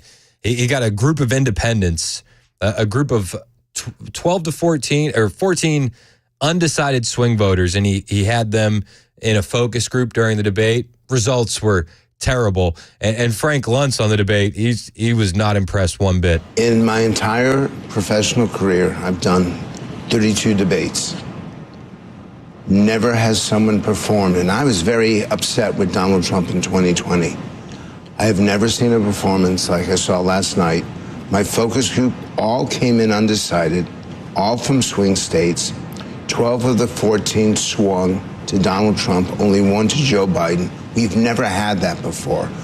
It sounds like it's a funeral for the Democrat Party, does it not? We are truly in uncharted territory. And what blew me away the most was that Joe Biden voters in 2020 don't want him on the ticket in 2024. No, and we've covered a couple polls. 60% of voters want Biden replaced on the ticket.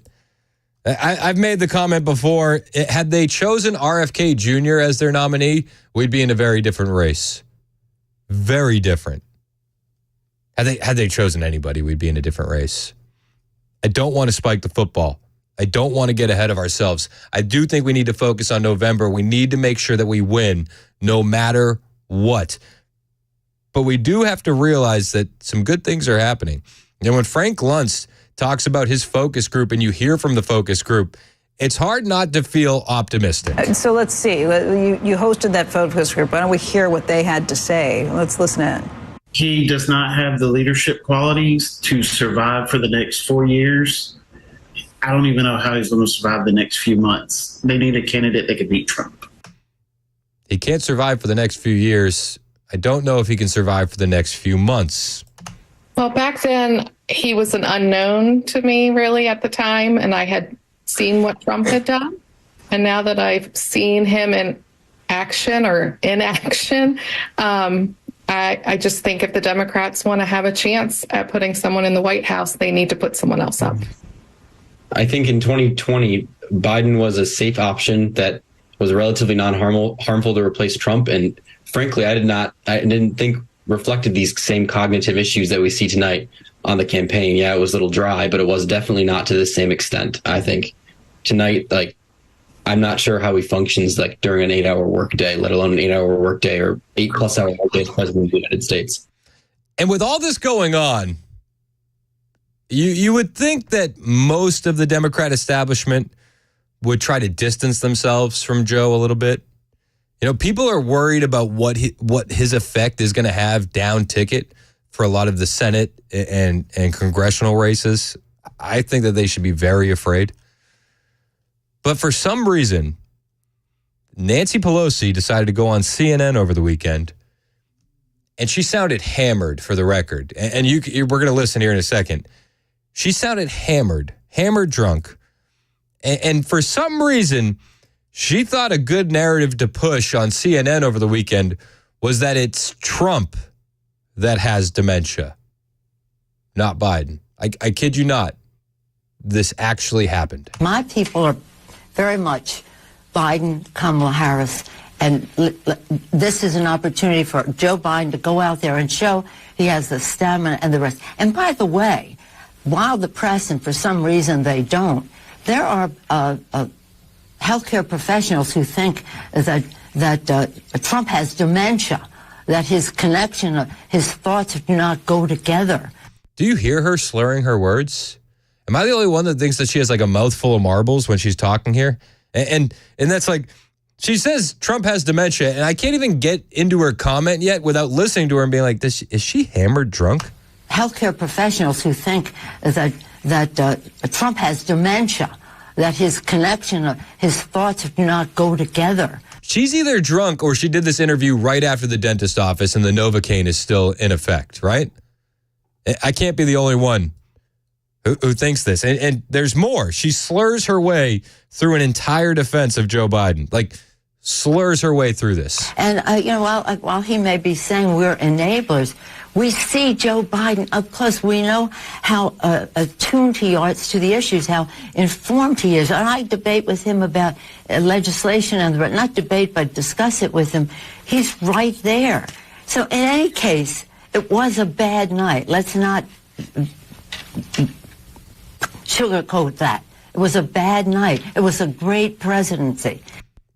And she's also talking in past tense. It was a bad night, but it was a great presidency.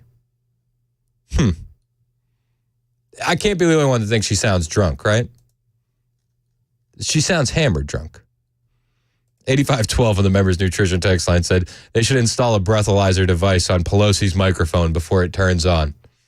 Yep. John says it sounds like her dentures are loose. I mean, listen to this woman. We see Joe Biden up close. We know how attuned he is to the issues, how informed he is. And I debate.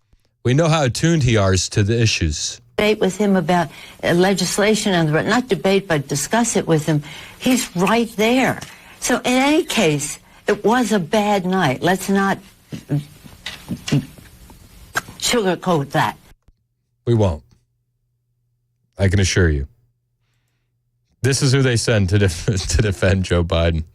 So in any case, it was a bad night. Let's not sugarcoat that. Yikes. Yikes. That's who you send out to defend Joe Biden. The voters aren't buying it. The voters aren't buying it. And the mainstream media doesn't really buy it. The left doesn't really buy it.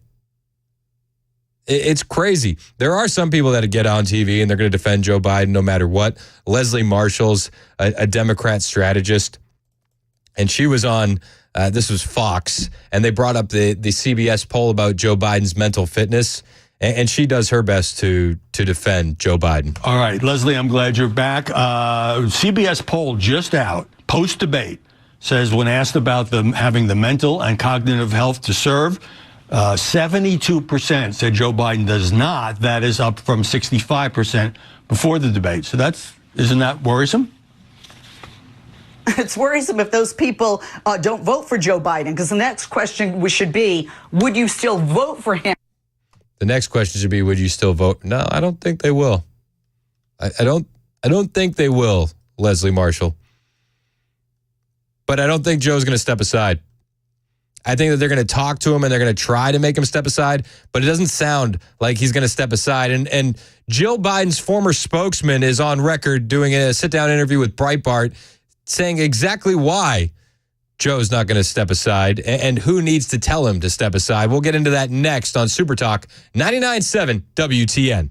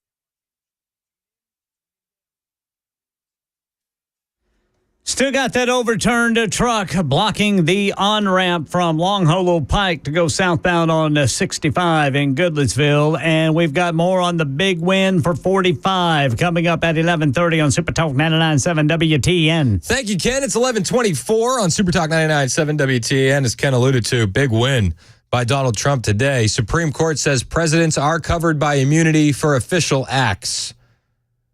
Covered by immunity for official acts. Donald Trump reacting on Truth Social, saying today's historic decision by the Supreme Court should end all of crooked Joe Biden's witch hunts against me, including the New York hoaxes, the Manhattan scam cooked up by Soros-backed DA Alvin Bragg, racist New York Attorney General Tish James, shameless attack on the amazing business that I've built, and the fake Bergdorf's case, proud to be an American in all caps.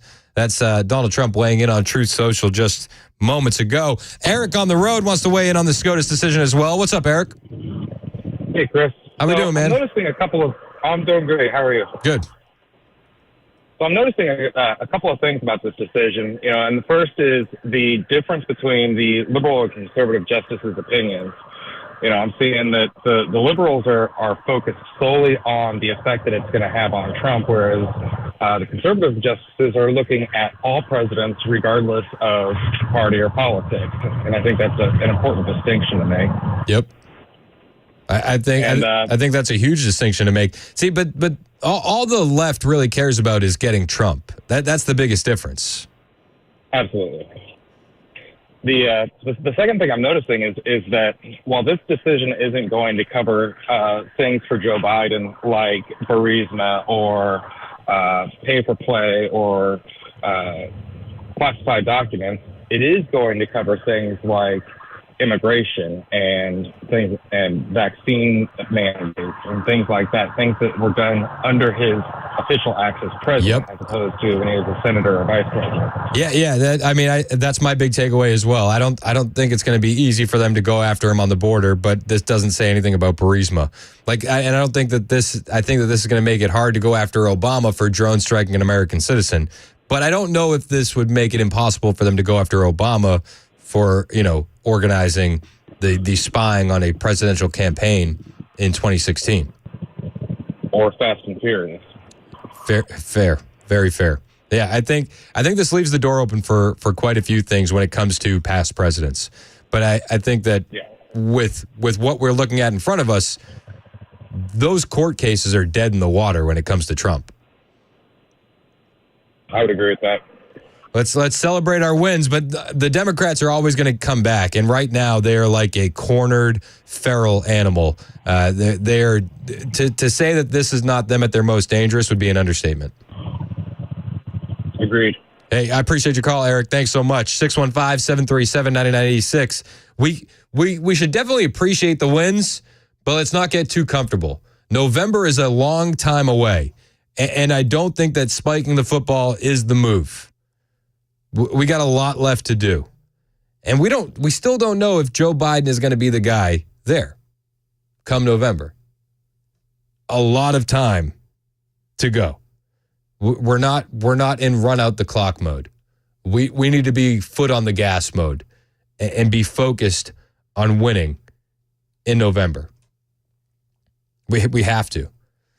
And I'm confident. I'm confident, especially when you look around the world. You're seeing conservative movements rising up in England, rising up in France. Last night in France, Marine Le Pen's big victory triggered leftist protesters. Thousands of protesters turned out last night after the first round of the French parliamentary elections Sunday night. They're objecting to the French people having voted in great numbers for Marine Le Pen's populist party. They're upset. And we're going to see this kind of stuff in America too. If you think Donald Trump is going to win in November and there's not going to be a protest, there's not going to be outcry, there's not going to be people in the streets lighting fires again, I don't know. I tend to think that that's going to be the route, and that's what happened in France last night. The French people spoke at the ballot box, and then the radical left came out, and protests erupted in several French cities overnight, particularly in Paris. thousands gathered. The New Popular Front, which represents a spectrum of the left, from the pro-European Union centrists to, full-blooded communists, they went out and about in France. There's photos of fires being lit and just all around chaos. We can expect that here as well if Donald Trump wins. And I say if, because again, we got a long time to go. Let's keep our foot on the gas. Let's enjoy the victories, but we have a much bigger battle ahead of us. It's 11:30 on Super Talk 99.7 WTN.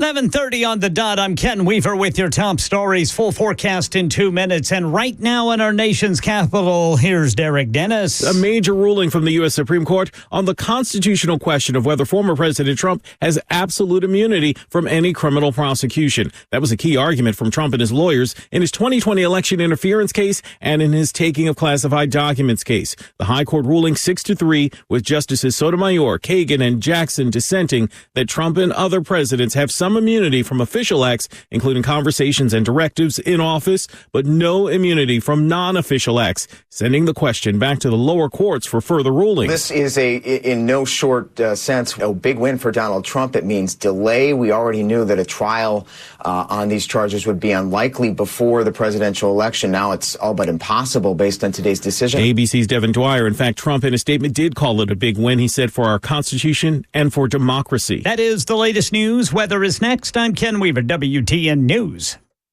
Thank you, Ken. It's Chris Hand here for my friends at USS, United Structural Systems. Are you noticing some red flags around your home? Maybe cracks in your foundation, in your bricks, maybe sinking sidewalks or steps to your patio. Are your porch steps tilted? These are all warning signs that you need some foundation help. And when you need foundation help, well, you call your foundation experts, United Structural Systems. They're the experts, and they've been doing it in Middle Tennessee for almost 3 decades. They have 25,000 satisfied customers, and I'm so confident in these guys that you'll be satisfied as well. Whatever you need, from foundation repair to basement wall realignment to crawl space floor supports or crawl space encapsulation, USS are the guys to do it. And they've been doing it for so long, you can be sure they're not going anywhere. If you work with a new guy in town, you have no guarantee that they'll still be around if you ever have a warranty issue. Well, that's not the case with USS. In fact, they're so confident in their warranty that the warranty stays even if you don't. The warranty will stay with your home even if you move away. They're not a franchise. They're going to make a custom solution to meet your needs, and you won't pay until the work is done and you are satisfied, and you will be satisfied. Call my friends at USS for any foundation needs. 615-488-7855. That's 615-488-7855. Online at USSTN.com.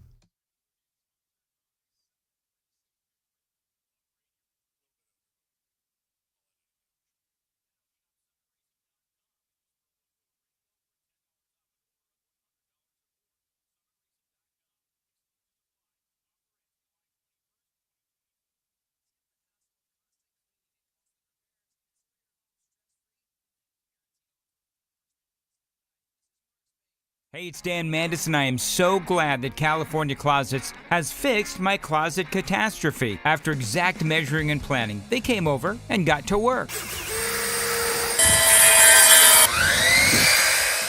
Yeah, once it was all plotted out on their 3D CAD system, the pieces are measured, cut, and precisely installed into my space. It was clean, fast, and professional, and above all, my new closets look and function great. Now, this was my dormer, and now this is my new dormer thanks to California Closets. Look at all of this added space for shirts and shoes, you name it, and it is cut so precisely, simply amazing. And my old closet that has now been reborn as the ultimate in style and functionability, making the best use of the space that I had. They can work on just about anything: bedrooms, garages, home offices, closets, pantries, and so much more. Find them online, CaliforniaClosets.com, and see what they can do for you. You can schedule a free design consultation.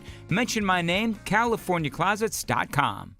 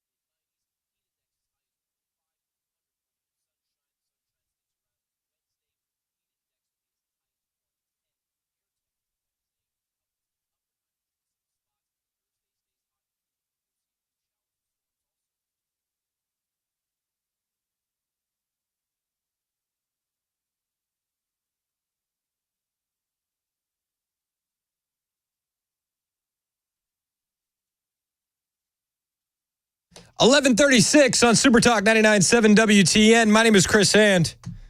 I got one of my buddies was in the Air Force. He lives in Arizona now. He just heard my show for the first time today. He's like, dude, it's a great show. Where can I listen? You can listen everywhere. On the iHeartRadio app, on the TuneIn app. You can catch the podcast on Apple and Spotify.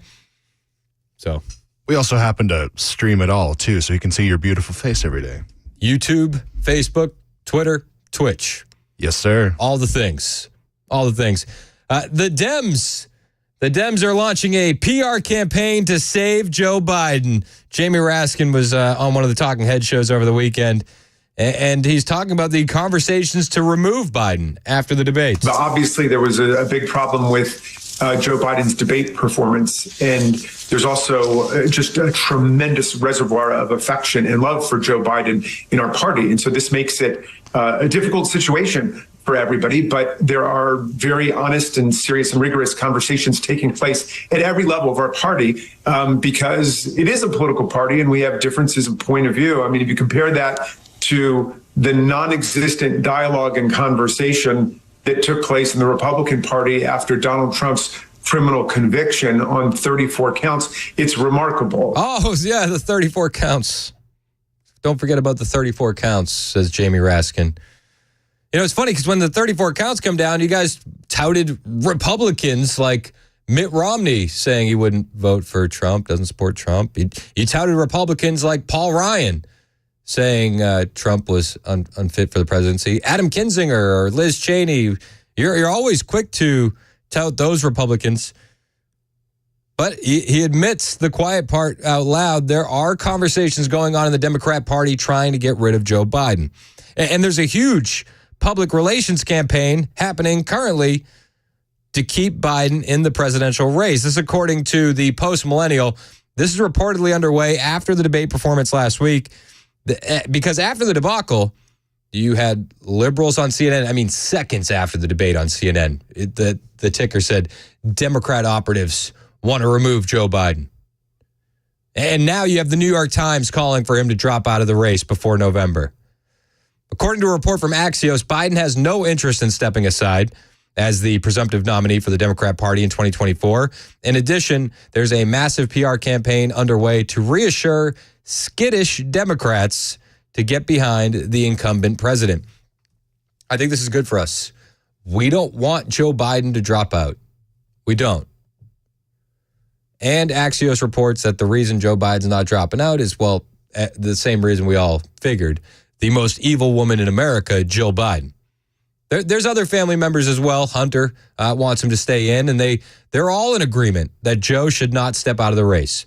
There was a family gathering over the weekend at Camp David, and those family members closest to the president, including Hunter, went through a session with a celebrity photographer, and the Biden family is insisting that Joe is going to stay in the race for president. A source told Axios they're all in. They all want him to stay in. And that the campaign is going to charge ahead. Let's encourage that. Republicans for Biden. We want him to stay in too. Friends and family members of the president blamed aides of the president for the poor debate performance. It's not his fault. It's the people around him. And they've complained about data-heavy answers, makeup, as well as a briefing on camera angles. However, Biden brought in his former chief of staff, Ron Klain, to smooth over concerns about the amount of prep he had. A Biden campaign press contact told Axios, the aides who prepped the president have been with him for years, often decades, seeing him through victories and challenges. He maintains strong confidence in them. But do they maintain strong confidence in him is the question. Dan in Franklin wants to talk about the Democrat Party. What's up, Dan? Hey, Chris, you just had so much great stuff there. Was one of the phrases that Joe Biden couldn't handle, there were too many facts? Yeah, it was data heavy prep. It was over. It was, what did Jim Clyburn said this yesterday, that it was the classic over prep. This is Jim Clyburn. When you've been running the country, as he has been for 3.5 years, faced with all of the issues that he is faced with, you don't have time to set aside and make up stories about the past or to forget about what's going on around you. You've got to face your job, and he's been doing that. And so for him to go into preparation, and what I've been calling this a classic example of preparation overload. Preparation overload. It's preparation overload, Dan. Facts. Yeah, he had a hard time with facts. But then he mentioned, Clyburn said something about, it's hard to handle what's going on around you. Yes, Joe Biden has no clue what's going on around him in any capacity. And I love what you said that we are Republicans for Biden. There's only a few more months left when they can screw up the country. And we need to continue to call all of the Democrats, don't even call them Democrats. We need to call them the far left. They always call us the far right. Yep. And we need to have our messaging across the board from Trump all the way on down, the far left. And average Americans, they are not part of the far left. And if we continue to paint them as the far left, then Democrats and independents will then be Democrats and independents for Trump because they are not a part of the far left. No, I mean, the far left wants abortions up until birth. You know what I mean? And they say that Donald Trump avoided the abortion question at the debate. I thought he slam dunked it. You know, Kamala Harris tweeted out today that Trump wants a full-on abortion ban, and she got fact-checked to high heaven with the community notes on Twitter. I think he's handling these delicate issues as best he can, and I think that we need to we all need to support Joe Biden as the Democrat nominee. And the family is with him today. They're with him today. They have to be. Oh, and yeah. Then he gets to the Democratic convention, and that all changes. Yep, 100%. The family is going to be with him throughout the remainder of the campaign as long as he's in, 100%. And I'm sure that he's going to have a nurse or two trailing behind as well. Keep up the good work, brother. Hey, appreciate you, Dan. Call anytime. 615-737-9986. The other big news today was the SCOTUS immunity ruling, upholding legal precedent that the president is immune when he's acting in official capacity. Van Jones didn't like that ruling one bit. He's talking about that this morning. It makes the Supreme Court look very partisan. They're supposed to be wearing these kind of black and white umpire jerseys or whatever. They look like they're wearing red jerseys or even MAGA hats. It's going to go down bad politically for the Supreme Court. But it's also scary because what is Trump going to do? If Trump gets elected and there's this idea that he can get away with even more stuff, that's really, really scary for the public because he already ran over every norm that he could. So it seems like, I'm just looking at this politically, not legally. Politically, it's almost like a license to thug in a way. Trump has a license to thug now. Like, you can do whatever you want, and the Supreme Court is probably going to let you get away with it. That is very frightening in this case, and so I'm very, very concerned.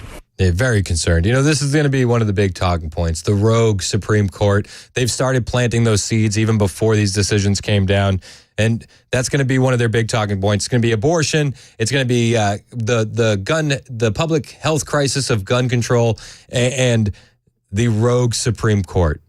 And that's going to be the push for Vote Blue, no matter who. Steve in Paris, you're up next on Super Talk. What's up, Steve? Hey, Chris. Hey, thanks for taking my call, man. Absolutely. Just wanted to point out a couple things about Biden that I'm noticing and everybody else. Biden really is basically just a master manipulator. He has been throughout the years, like Pelosi and Schumer and all. They all make up stories and lies and manipulate people, and they use the system to game it. He's lost his power to manipulate now, and everybody's starting to see that. So that's what's hurting him the most. Yeah, that's a good take, man.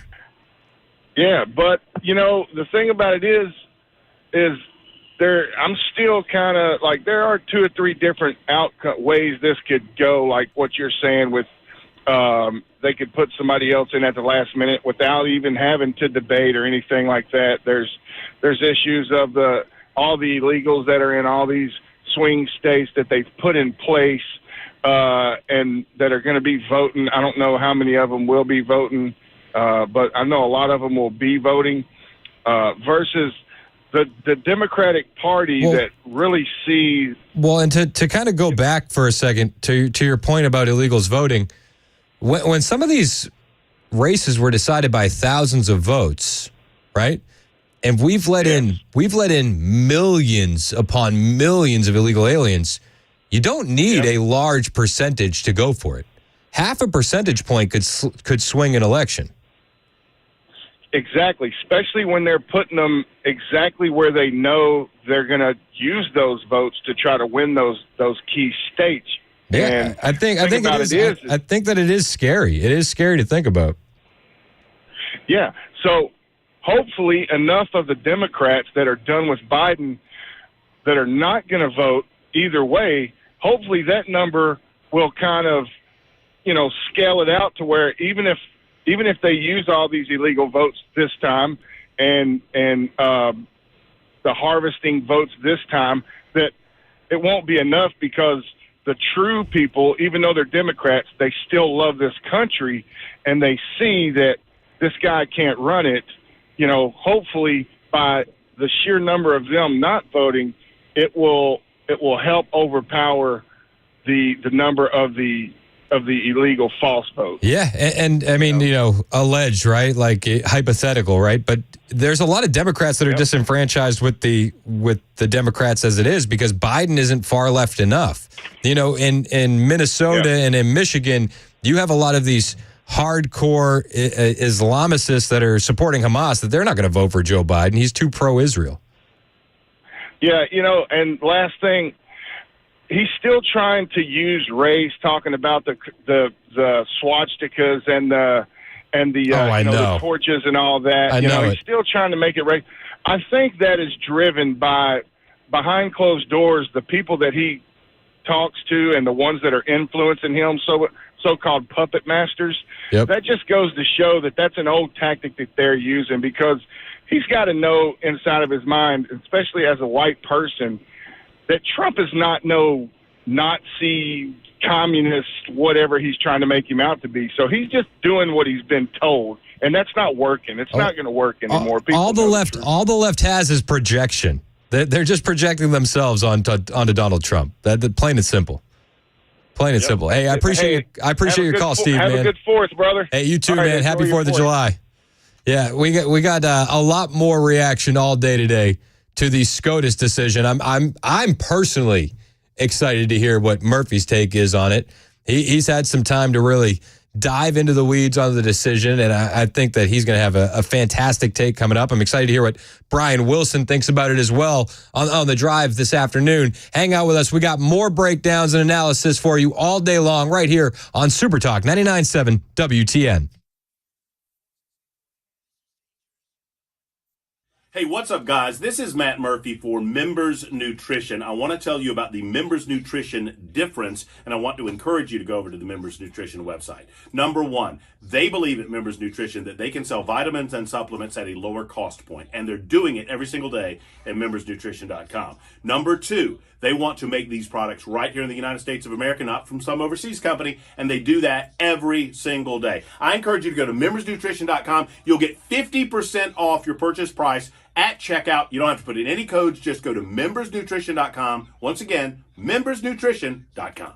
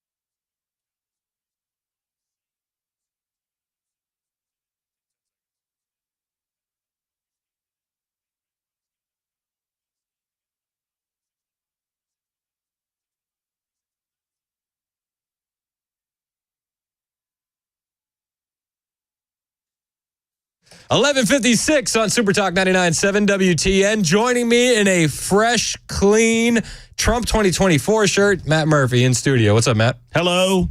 Hello, everyone. Hello, Mason. How's it going in there, buddy? Doing all right. How you doing? Hey, Harp. What's up? He's waving. Jay Harper's back waving. there, I know. JBC News. Oh, it's like, we should name this segment. It's like four guys together. It's like four bros. The four bros. We call it the bro down. The bro down, low down. Bro down, throw down. Bro down, throw down on Super Talk.